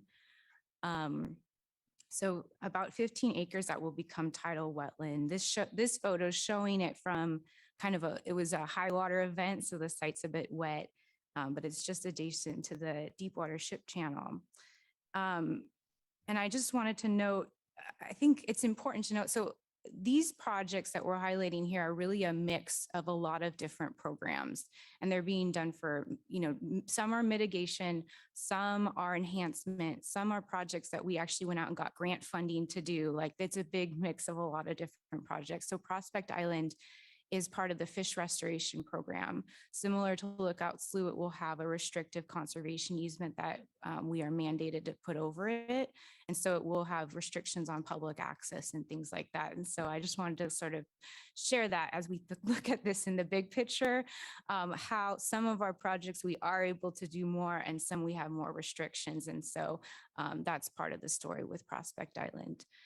We are nearing we have most of our permits in hand and are completing design of this project. So I think it will be coming to the Delta Stewardship Council for consideration later this year. We can move now to the next slide. Just wanted to highlight quickly in the Western Delta, the Dutch Slough effort. This is a great example of a project that was done as an enhancement project. I was just mentioning getting, partners and special funding to do a project. This is that type of project. It's 1,200 acres. DWR owns it, but we've partnered with the local reclamation district, the local counties, cities, other NGOs, the state coastal commissions, many partners on this project. And to date, we've restored 700 acres of tidal habitat on the site. This is a good example of a project where we split it into 2 phases in order to keep it moving. We had 3 parcels, we moved 2 forward together, and now we have about almost 500 acres of tidal wetland. We're still planning and we'll be constructing hopefully next year in 2024. And we can go to the next slide, I think my last slide. So I wanted to highlight, in the face of just some additional challenges of the high water events that we just experienced this last month, and some of the uncertainty of doing these projects on the Delta landscape, which is a very uncertain landscape to be working on sometimes. So this is Grizzly Slough. These photos are from Grizzly Slough and McCormick Williamson Tract, which are in the east of the bypass there in the restoration priority zone there on the east side. And so this is what Grizzly Slough looks like now. These are projects that are in planning. So we have plans to restore them. We're very close to getting to the point where we would be breaking ground. But unfortunately, this can happen. So sometimes when a project's in planning, we prioritize sites often that haven't had recent investments in levees because those are good sites to restore. Or McCormick Williamson Tract where it's actually a restricted height levee on purpose. But the problem is the longer it takes to restore them, the more risk we have. These sites can be very vulnerable. Now we're facing more costs to reclaim the sites, after high water events. We have to take that into consideration, especially when we're using grants or special funding. So there's a lot that can go on these sites. They're very delicate to manage, lots of moving parts. And I just wanted to highlight that in the context of what, the good news of the rain and the bad news of the rain, I guess. So I think that's all for us for progress, and I'll turn it back over to Steve. Thanks, Charlotte. And I would just close by saying that we really wanted to make 3 points today. One is that the restoration goals the Delta Stewardship Council and DWR and the other elements of the state government are ambitious. If we roughly average the pace of restoration that we've been managing over the last couple of decades, it's about 1,500 acres a year. So to achieve the 60 to 80,000 acre restoration goal at that pace would be 40 to 50 years. And so that leads to the second point, which is that we really need to increase the pace and scale of the work that we're doing to keep up with and achieve the goals that we have set for ourselves. And lastly, that given the overlay and the alignment of DWR's restoration projects with the priority areas of the Delta Stewardship Council and your own goals, our agencies are very much working together to achieve goals, our restoration goals, and that the success of our work, our projects translate into success for the Delta Stewardship Council in making progress towards the overall vision. And so as Charlotte mentioned, we will be coming to the Delta Stewardship Council with consistency determination for the Prospect Island project, I believe in the next couple of months, maybe even as early as February, and other projects will be coming not long after that. And we look forward to working with all of you to answer questions and provide whatever information necessary for you to deliberate and make your decision. So thank you for your time. Appreciate your audience. Thanks. Excellent. Scott, Charlotte, thank you so much. Let me ask the council if they have any questions. Yes, Councilmember Burgess. Hi, Steve. It's nice to see you again. Diane, good to see you too. I live next to the Dutch Slough Restoration Project, so it's just been fun to see the development of that. And so I just wanted to do a shout out to say that it looks great. And as you guys were presenting, talking about how long it takes, that was a project that's been going on for a long, long time. And DWR has diligently been pursuing it and dealing with all of the changing things that came along. And so I just want to appreciate the process and the hard work that you guys have put together. Well, thank you. And back at you with the appreciation. I know you were a big supporter and helped in a lot of ways over the decades that it's taken to get where we are today. So thank you. Any other questions, comments? If not, I actually have a couple of questions and comments. So thank you, Scott and Charlotte. Again, great presentation. What did I say? Scott? Maybe you were another Scott in another lifetime. I don't know. I get Scott a lot, actually. Yes. My apology. And you know what? I wrote Scott. I don't know why. It's okay. I must have bubbled. Steve, my apologies. So a couple of questions. Are you both actively involved, and maybe you are and I just don't know about it, with our DPIC restoration subcommittee? And if so, are you all pretty engaged and involved? And obviously you probably know about our restoration forum that's coming up on February. Just curious if you're well melded into that. Yeah, I thought in Steve's good wrap up, I was thinking there's some good nexus to some of the things we're collaborating on together. So yeah, I'm actively in that group and supporting that effort, and we look forward to doing that. And I think there's also some encouraging efforts, you know, cutting the green tape and conversations that you all have facilitated as part of the DPIC, Delta Plan Interagency Implementation Committee, and we appreciate that. And we're at the table, and I think those things are helping. Wonderful. And yes, Scott, Steve, yes, we do have some very ambitious goals with regard to restoration. Just had a meeting late yesterday, and it really touched on that subject. You know, how aggressive are you guys going to start to really, you know, cement yourselves with restoration, monitoring, you know, the list goes on and on. Just curious if we can get your advice, your ideas on how we might be able to even increase our aggressiveness, if you will, so that we can get more quality projects on the ground and really start to address, again, the Delta Plan goals that we've outlined. Just any thoughts, ideas you might have? That is a good question. And let me just first say that I used the word ambitious a couple of times, and it doesn't put me off or discourage me. I think, in fact, we're keen for the challenge and really excited to be challenged that way.